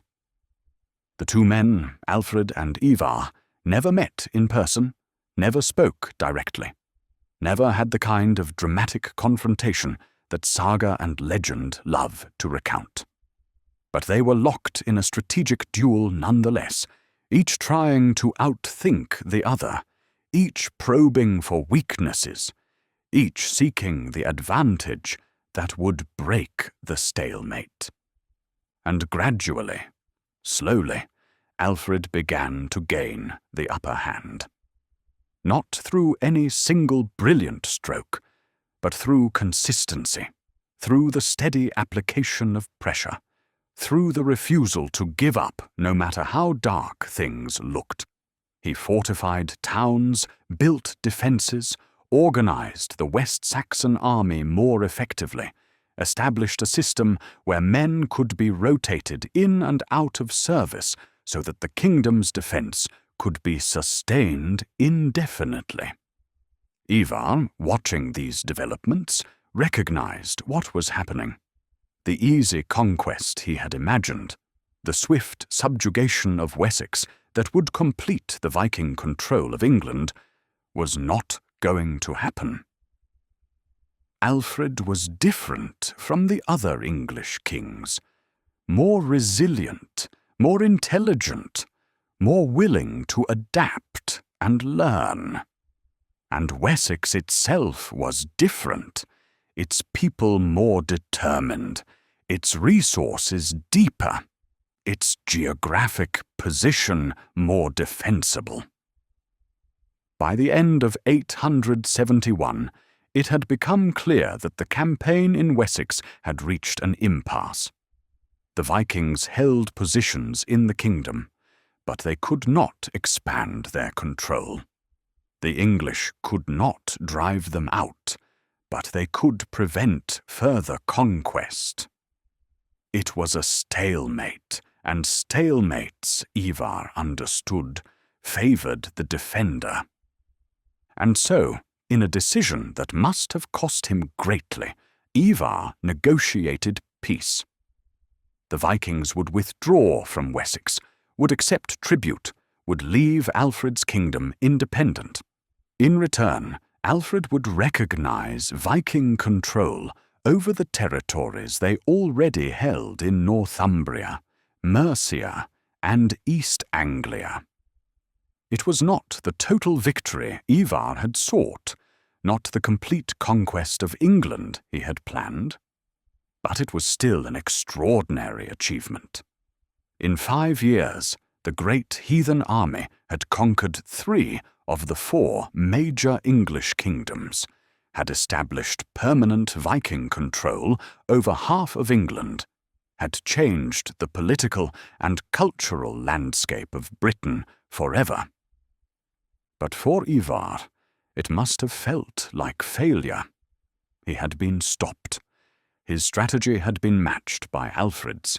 His genius had met its limit. And perhaps, in the quiet moments when he was alone with his thoughts, he understood that the tide had turned, that the age of easy Viking conquest was ending, that the future belonged not to raiders and conquerors, but to builders and administrators, to men like Alfred who could defend what they had and slowly, patiently, build something lasting. The Great Heathen Army fractured after the peace with Wessex. Different jarls had different goals. Some wanted to continue raiding on the continent, seeking plunder in Francia. Others wanted to settle on the lands they had won, to become farmers and traders rather than warriors. The unity that Ivar had maintained through the force of his personality and the promise of victory could not survive the reality of stalemate and limited success. Björn had already left, had taken his followers and sailed south to the Mediterranean. Now others began to drift away, returning to Scandinavia or settling in the conquered territories, or seeking their fortunes elsewhere. The great coalition that had invaded England was dissolving, its purpose accomplished, or at least completed as much as it ever would be. And Ivar, seeing all this, understanding that his time of greatest influence was passing, began to think about his own future. He was not old, not yet, but his condition had taken its toll. The constant campaigning, the stress of leadership, the physical demands of a life lived despite his limitations, all had worn him down. He was tired in a way that went beyond mere physical exhaustion, tired in his soul, ready for something different. He had conquered kingdoms. He had avenged his father. He had proven that a mind was the most powerful weapon, that physical limitations need not prevent greatness. But he had also killed his brother, had made enemies of those who should have been allies, had revealed depths of ruthlessness that troubled even those who benefited from it. The legend of Ivar the Boneless was secure. His name would be remembered for centuries, would become synonymous with Viking conquest, with strategic genius, with the transformation of England from an island of scattered English kingdoms into a land where Norse and English cultures mixed and mingled. But the man behind the legend was weary, was ready to step back, to let others take up the burden of leadership. And so, as the 800s progressed, as the situation in England stabilized into the division between English Wessex and the Viking-controlled Danelaw, Ivar began to withdraw from active leadership. He remained influential, was still consulted on matters of strategy and policy, but the day-to-day command passed to others, to men who had learned at his side, but who would never quite match his genius. Where he went, what he did in these later years, is obscured by the mists of time and the vagaries of Saga. Some sources suggest he remained in York, ruling there as a king, or at least as the power behind kings. Others hint at further adventures, more campaigns, perhaps even a return to Ireland, where Viking settlements were still expanding. The historical record becomes unclear, confused, contradictory. But what is clear is that the great age of Ivar's influence was ending, that the man who had shaped the conquest of England was stepping back into shadow, preparing for whatever final act remained in his strange and remarkable life. The tide had turned, not just in his campaigns, but in his life. The peak had been reached. What remained was the long, slow descent toward whatever end awaited him. And yet, even in withdrawal, even in this dimming of his direct power, Ivar's influence continued. The strategies he had developed, the political structures he had helped establish, the very concept of permanent Viking settlement in England rather than mere raiding, all these would shape English history for generations. He had changed the world, had left his mark on it in ways both terrible and profound. The saga of Ivar the Boneless was approaching its end. But the consequences of his life, the ripples spreading out from his actions, would continue long after he was gone. England would never be the same. The Viking Age would never be the same. And the legend, that dark and brilliant legend of the man who could not walk but conquered kingdoms, would echo across the centuries, would inspire and terrify in equal measure, would ensure that the name Ivar the Boneless would never be forgotten. As the 870s unfolded and Ivar's influence in England waned, the sources become even more fragmentary, the historical record more confused. Different chronicles place him in different locations, attribute different deeds to him, paint different pictures of his final years. But one thread that appears repeatedly in both Irish and Norse sources suggests that Ivar turned his attention westward, across the Irish Sea, to the Viking settlements in Ireland that were growing in power and sophistication. Dublin in the 800s and 70s was becoming the greatest of the Norse-Irish cities, a trading centre that connected Scandinavia with England and the continent, that grew wealthy from commerce and from raids into the Irish interior. It was ruled by a succession of Viking kings, but the political situation was complex, with multiple claimants, shifting alliances, constant warfare, both with the Irish kingdoms and between rival Norse factions. Some sources identify Ivar with a ruler known in Irish annals as Imar, who dominated Dublin and much of Viking Ireland in the later 9th century. If this identification is correct, and many historians believe it is, then Ivar spent his final years not in England, but in Ireland, building a kingdom across the sea, extending his influence into yet another realm. The Viking kingdom of Dublin was different from the territories Ivar had conquered in England. It was more a trading empire than a territorial one, controlling not vast stretches of land, but strategic ports and trading routes, cities rather than counties. and it required a different kind of leadership, more diplomatic, more commercial, less purely military. But if Ivar did indeed become the power in Dublin, he would have adapted to these different requirements as he had adapted to everything else in his life. His mind, always flexible, despite at what his body was not, would have grasped the new realities, would have understood how to build wealth through trade as well as war, how to maintain power through alliances and marriages as well as through military might. The Irish annals record that Eamar led multiple raids and campaigns, that he commanded fleets that sailed up Irish rivers to strike at monasteries and settlements deep in the interior, that he made alliances with various Irish kings and broke them when it suited his purposes. He was feared and respected, a major power in Irish politics, a man whose support or opposition could determine the outcome of Irish power struggles.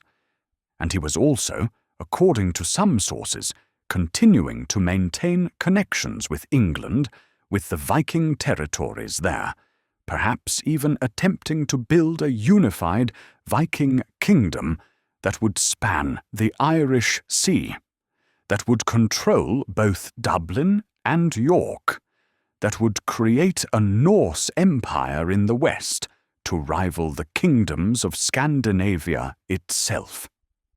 This was ambition on a grand scale, the kind of strategic vision that had characterized Ivar throughout his life. If he could not conquer all of England, if Wessex remained independent under Alfred's stubborn resistance, perhaps he could build something different, something more enduring, a sea-based kingdom that controlled trade routes and urban centers, that grew rich from commerce rather than conquest. But the sources are too fragmented to give us a clear picture. We catch glimpses of Ivar or Eamar in brief entries in Irish annals, in passing references in Norse sagas, in the archaeological record of 9th century Dublin. But the full story eludes us, scattered across different lands and languages, obscured by time and by the chaos of the age. What we can say is that Ivar's later years, whether spent in Dublin or elsewhere, were characterized by the same qualities that had defined his entire life: intelligence, ruthlessness, strategic vision, and an absolute refusal to be limited by physical constraints or by conventional thinking about what was possible. And we can say that he was building a legacy, though whether he understood its full extent we cannot know. For the Viking kingdom of Dublin that he may have helped establish would endure for centuries, would become one of the great urban centers of medieval Europe, would play a crucial role in the development of Irish culture and commerce. And the Viking territories in England, the Danelaw as it came to be called, would permanently alter English society, would introduce Norse language and customs, would create a hybrid Anglo-Scandinavian culture that would shape England's future. These were achievements that went beyond mere conquest, that represented the transformation of Viking culture from raiders to rulers, from destroyers to builders. And if Ivar was indeed the driving force behind these transformations, if his strategic mind grasped early what others would take generations to understand, then his legacy was even greater than the sagas suggest. But legacies are built not just through actions, but through children, through the passing of blood and name to future generations. And here, too, Ivar left his mark, though the details are obscured by time and competing sources. The sagas mention sons, though they disagree on names and numbers. The Irish annals refer to the sons of Imar, who ruled in Dublin after him, who continued his policies and built on his foundations. There are tantalizing hints of marriages, of alliances sealed through the exchange of daughters and sisters, of a network of kinship that spread across the Viking world and beyond. But the clearest legacy, the one that can be traced most reliably, is not biological, but cultural. Ivar, more than any other Viking leader of his generation, except perhaps Alfred, who opposed him, understood that the future belonged not to raiders, but to settlers, not to those who took and fled, but to those who took and stayed, who integrated, who built kingdoms rather than simply plundering them. This understanding would shape Viking activity in the generations that followed. The great raids would continue, yes, but increasingly they would be accompanied by settlement, by the establishment of permanent communities, by the transformation of Vikings into Viking-descended populations who thought of themselves as English or Irish or French rather than as Scandinavians living abroad. And this transformation, this shift from raiding to ruling, from destruction to construction, this was perhaps Ivar's greatest achievement, greater even than his military victories, greater than his conquest of kingdoms. He had shown that Vikings could be more than they had been, could build as well as destroy, could become part of the lands they conquered rather than remaining forever foreign.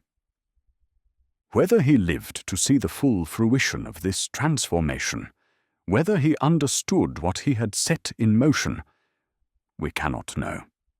The last references to him in the sources are vague, uncertain. He fades from the historical record as mysteriously as he appeared in it, leaving behind only fragments, hints, the echoes of a life that changed the world, but whose details remain tantalizingly out of reach. Some sources suggest he died in Ireland in the early 870s. Others place his death later, in the 880s or even beyond. Some describe him as dying peacefully, surrounded by his sons and warriors, acknowledged as one of the great kings of his age. Others hint at darker endings, at betrayals and plots, at the kind of violent death that so many Vikings met. The truth, as always with Ivar, is obscured by legend and by the fragmentary nature of the sources. We know he lived, we know he conquered, we know he changed England and perhaps Ireland forever. But the details of his death, like so many details of his life, remain in shadow, subject to speculation and debate. What we can say with certainty is that by the 880s, the name Ivar the Boneless no longer appears in contemporary sources, that the man had passed from the stage even if his influence remained. The Great Heathen Army was long since dissolved, its warriors dead or settled, or moved on to other wars.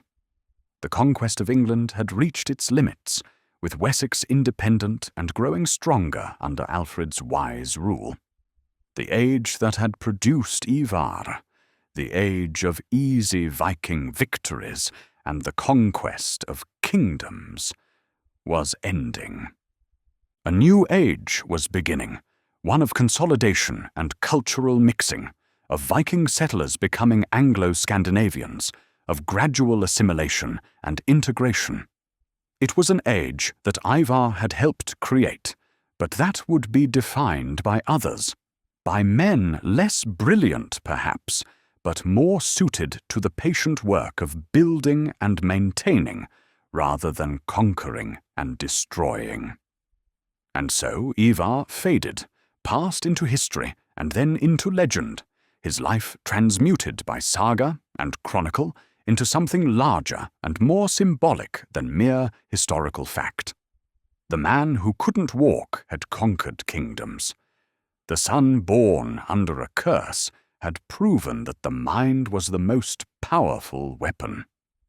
The Viking prince, who should have been nothing, had become everything, had left his mark on the world so deeply that time itself could not erase it.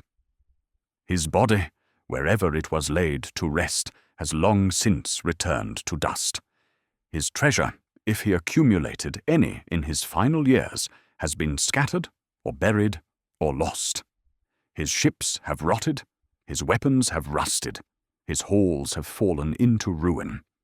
But his legend remains, preserved in saga and chronicle, studied by historians, told and retold in each generation, a testament to what brilliance and determination can achieve even in the face of seemingly insurmountable obstacles.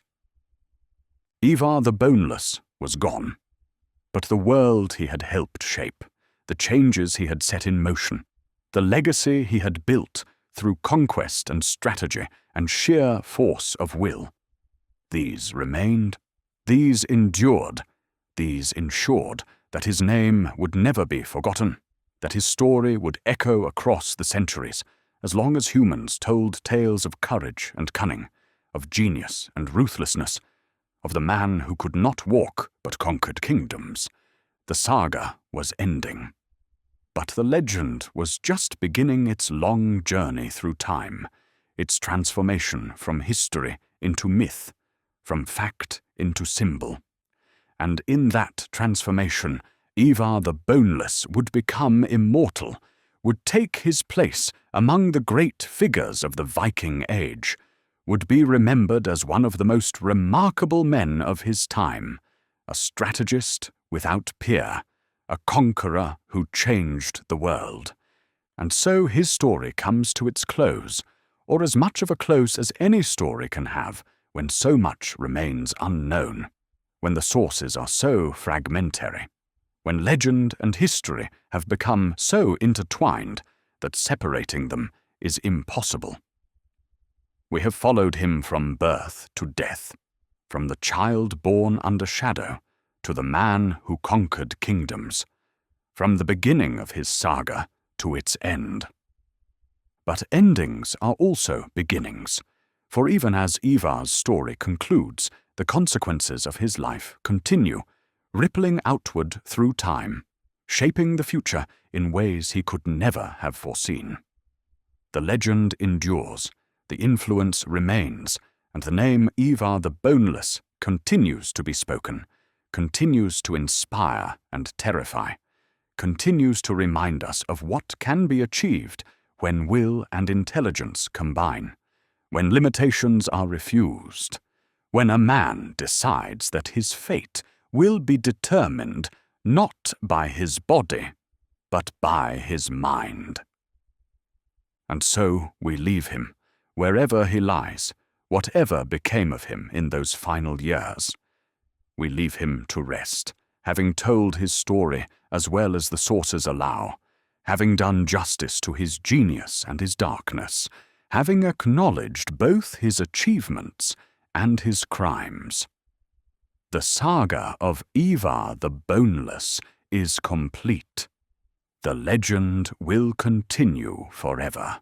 In the generations that followed Ivar's death, his legend grew and evolved, shaped by those who told his story, transformed by the needs and values of each new age. The historical Ivar, the man who actually lived, was gradually obscured by the legendary Ivar, the figure of myth and saga, the symbol of Viking cunning and conquest. The Norse skalds sang of him in their halls, composing verses that emphasized his strategic brilliance, his ruthlessness, his ability to overcome physical limitations through sheer force of will. They made him larger than life, attributed to him deeds he may never have performed, victories he may never have won. But beneath the exaggeration, beneath the embellishment, the core truth remained. Ivar had been extraordinary, had achieved things that seemed impossible, had left his mark on the world in ways both terrible and profound. The Christian chroniclers, writing in Latin in the monasteries of England and Ireland, had a different perspective. To them, Ivar was a pagan monster, a scourge sent by God to punish Christian lands for their sins, a figure of terror whose cruelty exceeded even that of other Vikings. They recorded his conquests, but emphasized the suffering he caused, the churches he destroyed, the Christian martyrs who died at his command. Their Ivar was a villain, a cautionary tale about the dangers of paganism and the need for faith and resistance. But even in these hostile accounts, even in chronicles written by those who had every reason to diminish him, Ivar's intelligence shines through. The Christian writers could not deny that he was brilliant, that his strategies were effective, that he had accomplished what should have been impossible. They hated him, feared him, condemned him as a servant of darkness. But they also, grudgingly, respected him, recognized that he had been a worthy opponent, a man whose defeat had required the best efforts of their greatest king. For Alfred the Great, who survived the Great Heathen Army's invasion to become one of England's most celebrated monarchs, always remembered the Viking strategist who had come so close to conquering his kingdom.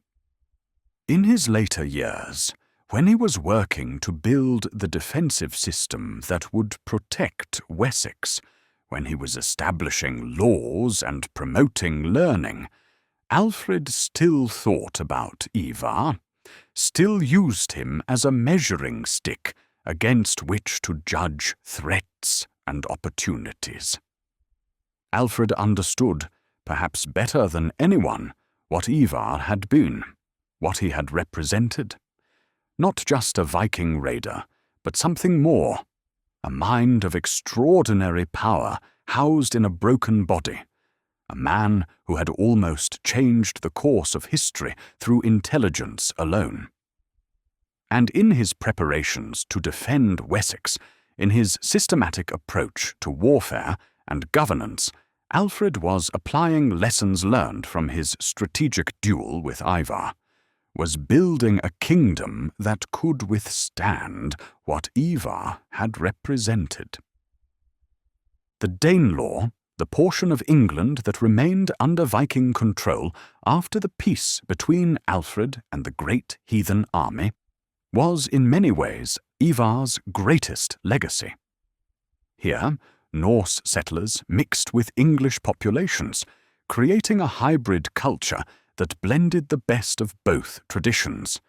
The English language absorbed hundreds of Norse words.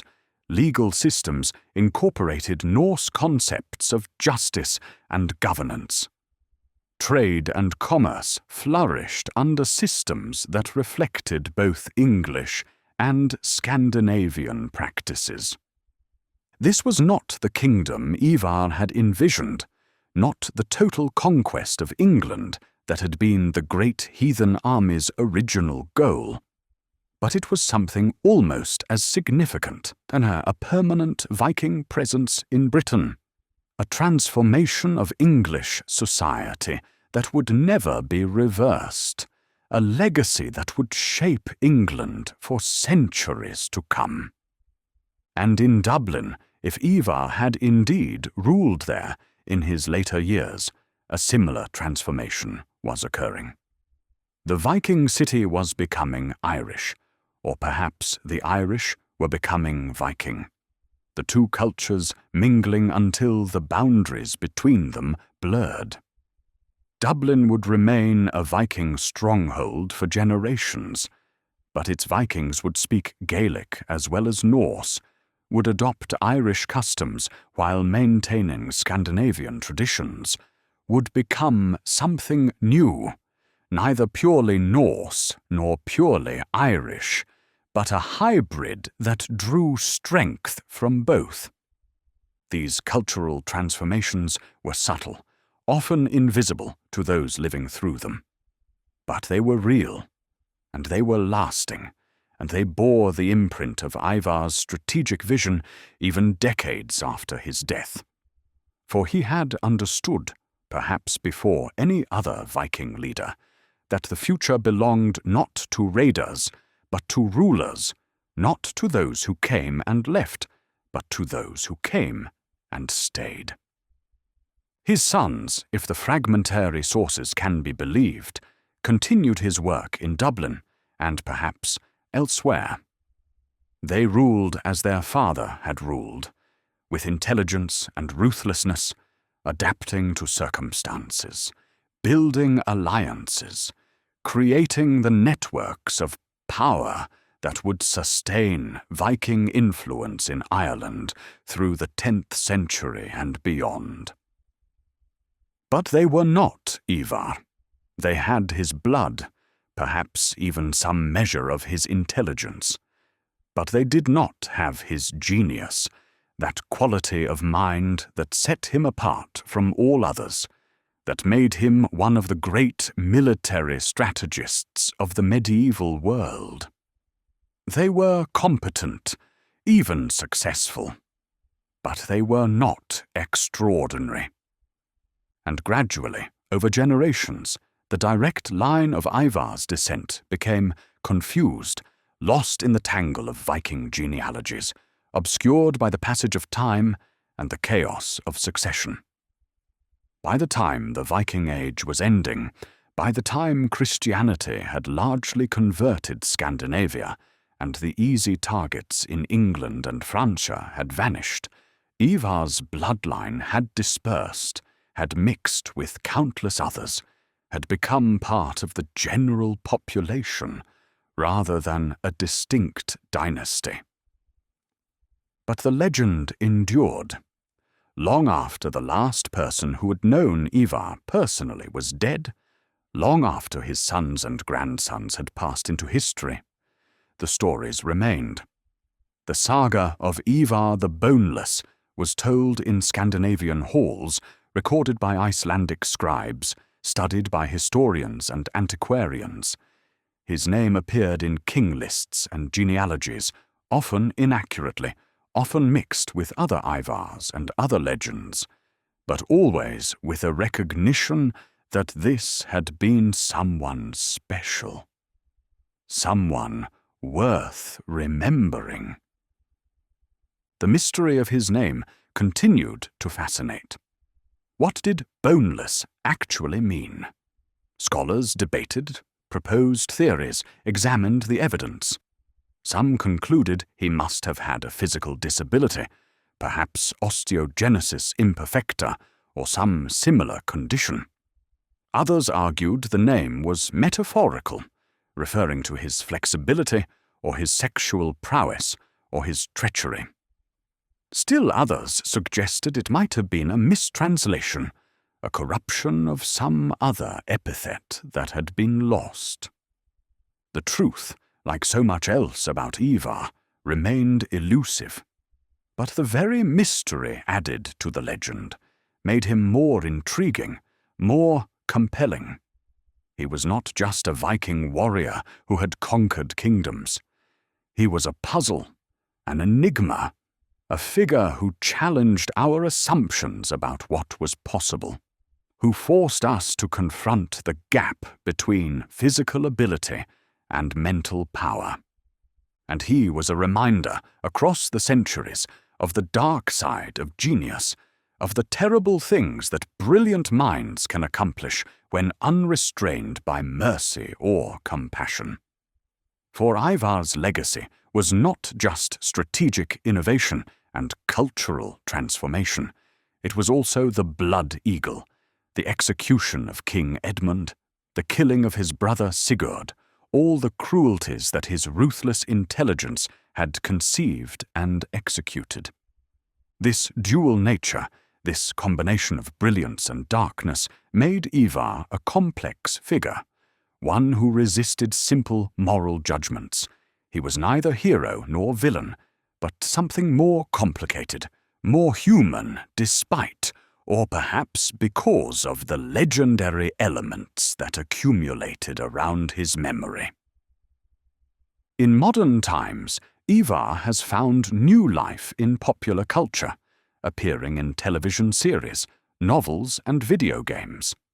These modern depictions often emphasize his physical condition, portraying him as definitively disabled, making his achievements even more remarkable by contrast. They explore the psychological dimensions of his character, imagining what it would have been like to live with such limitations in such a harsh age, how that experience might have shaped both his genius and his cruelty. These portrayals are not historically accurate, any more than the medieval sagas were historically accurate. They are interpretations, imaginations, modern attempts to understand a figure who lived more than 1,000 years ago in a culture radically different from our own. But they serve the same function that the sagas served. They keep the legend alive, ensure that Ivar the Boneless continues to be remembered, continues to fascinate, continues to challenge and inspire. For there is something powerful in Ivar's story, something that transcends the specific historical details, something that speaks to universal human themes. It is a story about overcoming limitation, about the power of the mind, about how intelligence and determination can achieve what physical strength cannot. It is also a story about the price of ambition, about what must be sacrificed to achieve greatness, about the darkness that can accompany brilliance. And it is a story about the Viking Age itself, about that remarkable period when Scandinavian seafarers ranged across the known world, raiding and trading, conquering and settling, transforming themselves and the lands they touched. Ivar was the epitome of the Viking strategist, the man who understood that warfare was as much about planning and psychology as about courage and strength, who saw opportunities where others saw only obstacles, who changed the world through the sheer force of his will. The Great Heathen Army, which he helped lead and which changed England forever, was the culmination of Viking military evolution, the transformation of scattered raids into coordinated conquest. And Ivar was at the heart of that transformation, the mind that grasped what was possible, that saw how to turn a collection of independent warriors into an army capable of bringing down kingdoms. His confrontation with Alfred the Great, though they may never have met face to face, was one of the great strategic duels of the medieval period, a contest between two extraordinary minds, one Viking and one English, that would determine the future of Britain. That Alfred ultimately prevailed, that Wessex survived and eventually reconquered the Danelaw does not diminish Ivar's achievement. He came closer to conquering all of England than any Viking before or after, and only Alfred's exceptional abilities prevented him from succeeding. And so, the legacy continues, spreading out from that 9th century life in ways both traceable and subtle. Every place name in England that shows Norse influence, every word in the English language borrowed from Old Norse, every genetic trace of Scandinavian ancestry in modern populations, These are all part of the world that Ivar helped create. More abstractly, but no less real, his life contributed to the evolution of military strategy, to the understanding that intelligence can be as decisive as strength, that disabilities need not be disabling if the mind is strong enough. He proved that leadership does not require physical prowess, that a man can command armies without leading charges, that the greatest weapon in warfare is not the sword, but the plan that directs its use. These lessons, learned and relearned across the centuries, have shaped military thought far beyond the Viking Age.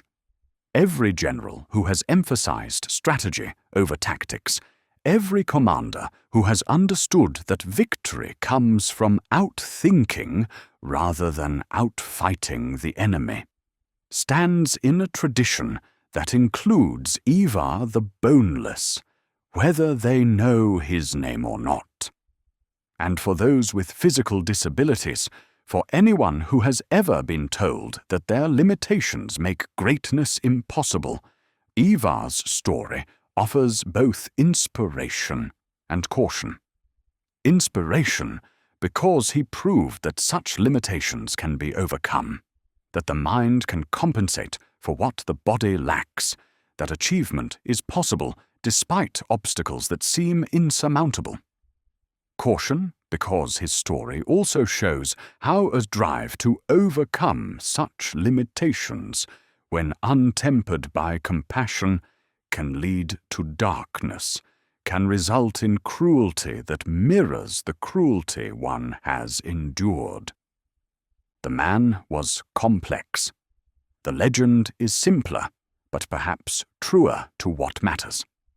Ivar the Boneless, the Viking who could not walk but conquered kingdoms, the son of Ragnar who proved himself equal or superior to his famous father, the strategist whose genius changed the world. This is what has endured, what continues to be told, what will be remembered as long as humans tell stories of the past. In the quiet north, where winters are still long and summers brief, where the memory of the Vikings remains part of the cultural landscape, Ivar's name is still spoken, still carries weight. He is part of the heritage, part of the story that the North tells itself about its history, about the age when small kingdoms sent out warriors who changed the world, who proved that courage and intelligence could overcome any obstacle, who showed what was possible when humans dared to reach beyond their grasp. And in England, in the lands that Ivar conquered or tried to conquer, the memory persists too, though filtered through centuries of change, through the transformation of Viking invaders into British ancestors. The Danelaw is long gone as a political entity, but its cultural effects remain, woven into the fabric of English identity. And Ivar, whether recognized or not, is part of that weaving, part of the complex tapestry that makes modern England what it is. The saga is complete. The legend endures. And somewhere in the space between history and myth, between fact and story, the figure of Ivar the Boneless remains, watching across the centuries, reminding us of what was achieved, what was sacrificed, what was won, and what was lost in that remarkable life. He was a man who lived more than 1,000 years ago, whose physical body returned to dust long since, whose voice has been silent for centuries. But his influence remains, his legend continues, his name still echoes. He was Ivar the Boneless, son of Ragnar, brother to legends, conqueror of kingdoms, one of the great strategists of the Viking Age. And though the details of his life are lost to time, though we can never know with certainty what he thought or felt or truly was, this much is certain. He lived, he conquered, he changed the world. And for as long as humans remember the Vikings, for as long as we tell stories of courage and cunning, of genius and ruthlessness, of the man who overcame every limitation to achieve greatness, the legend of Ivar the Boneless will endure.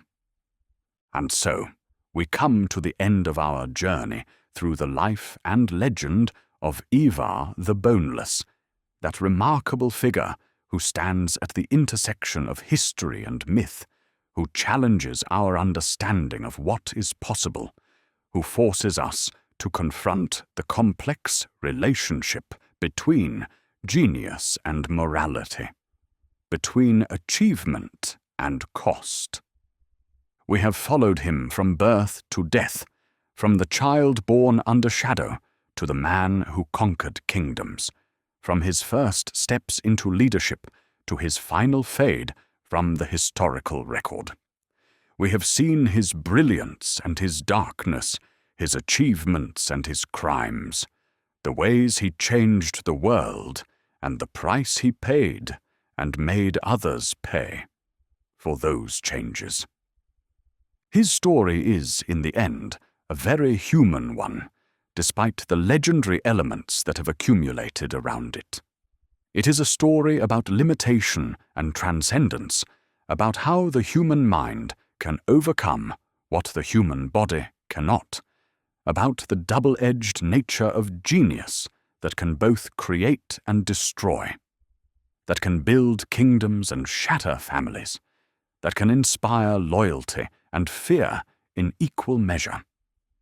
It is also a story about an age, about a Viking period when northern warriors ranged across the known world, when small kingdoms sent out fleets that would change history, when courage and cunning could win empires. Ivar was the product of that age, shaped by its values and opportunities, limited by its prejudices and assumptions. But he was also exceptional, even within that remarkable time.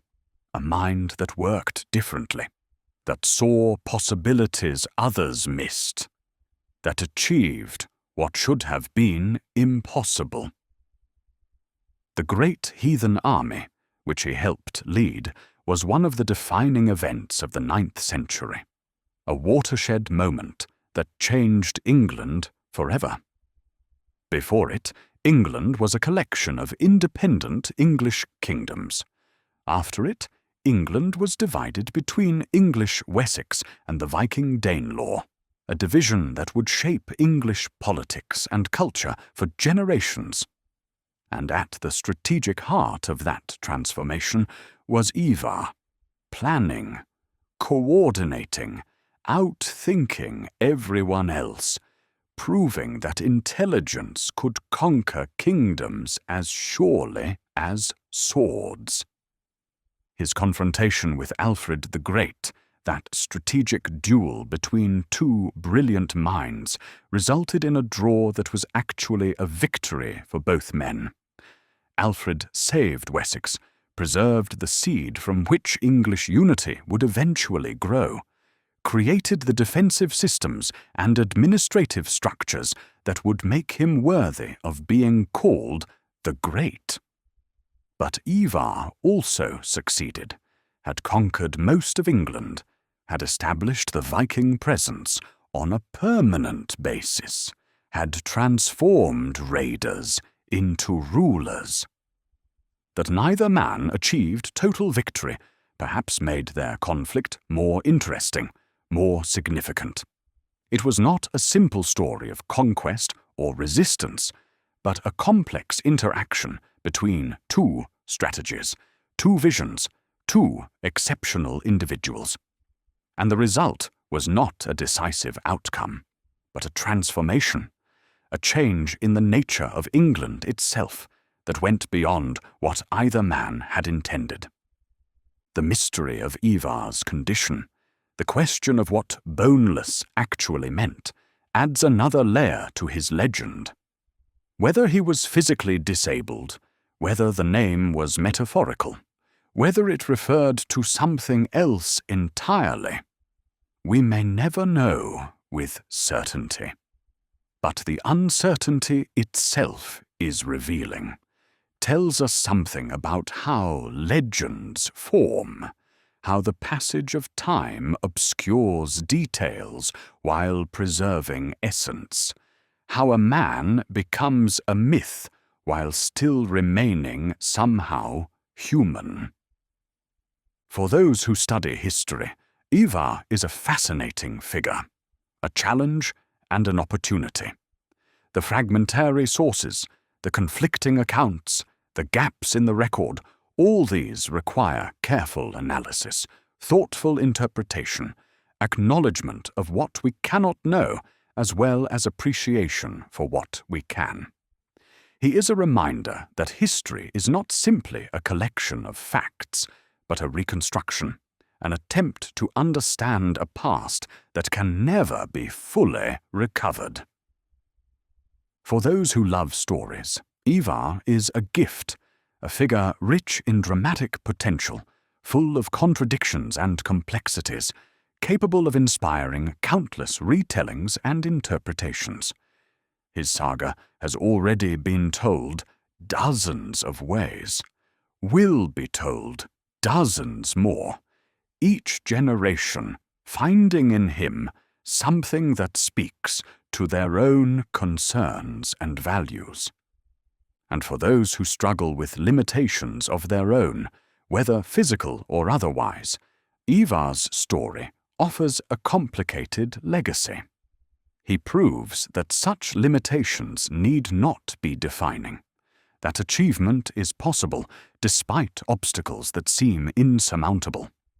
But he also shows the dangers of letting the drive to overcome become all-consuming, of sacrificing mercy and compassion on the altar of success, of letting bitterness about one's limitations curdle into cruelty.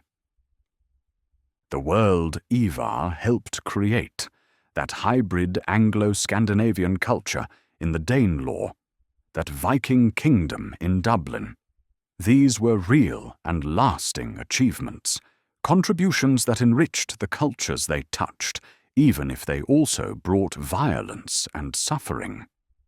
The Norse settlers who farmed lands in northern England, who traded goods through Dublin, who mixed their blood with local populations and created something new.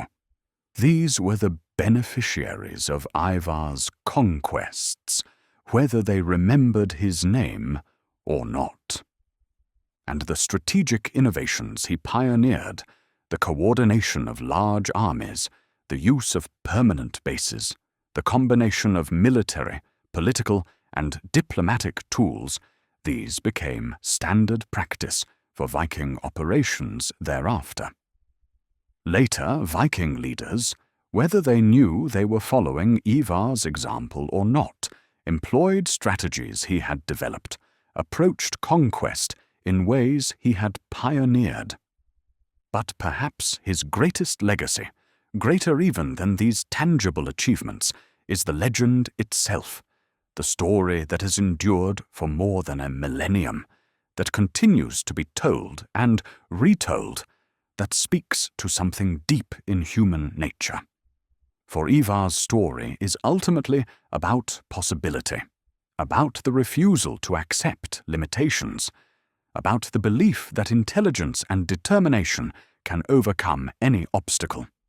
It is also, importantly, about the cost of such refusal, about what must be sacrificed, about the darkness that can accompany greatness.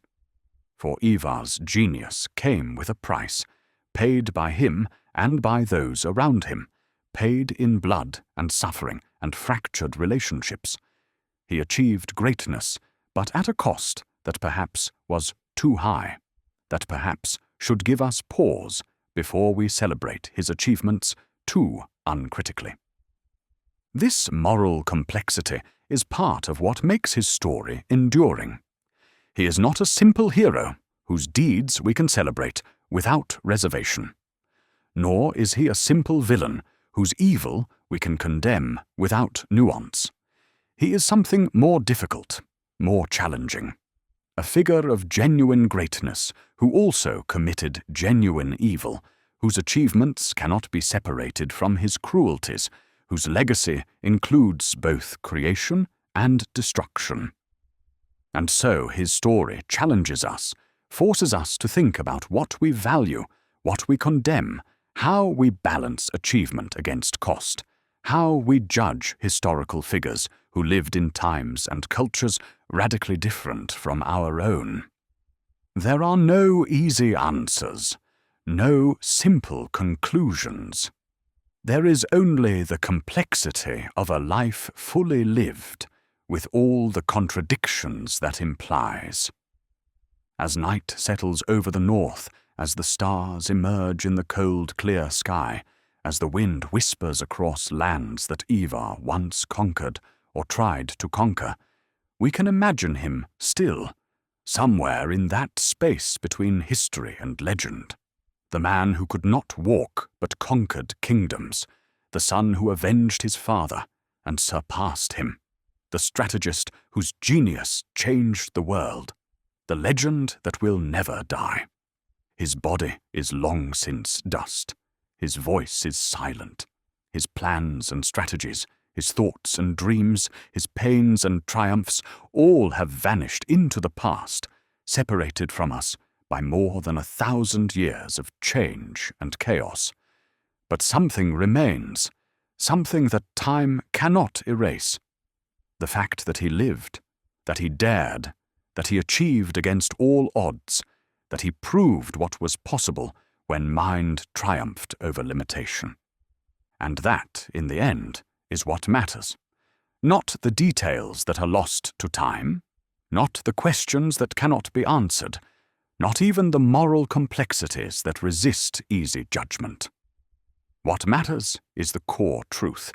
Ivar the Boneless was extraordinary, was one of the most remarkable figures of the Viking age, was a man whose story deserves to be told and remembered, whose legend will echo across the centuries as long as humans tell tales of courage and cunning, of genius and darkness, of the man who could not walk but conquered kingdoms.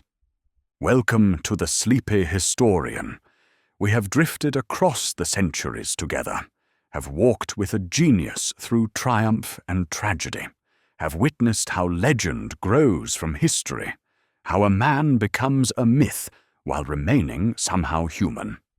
May you rest well, carrying with you something of Ivar's determination, his refusal to be limited, his understanding that the greatest weapons are not swords, but strategies, not strength, but intelligence. Sleep now. The saga is told.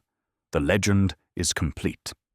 And somewhere in the quiet north, in the space between memory and imagination, the echo of genius sounds on, reminding us of what was achieved, what was sacrificed, what endures when a life is lived boldly despite every limitation, when a mind refuses to be bound by what a body cannot do. Good night.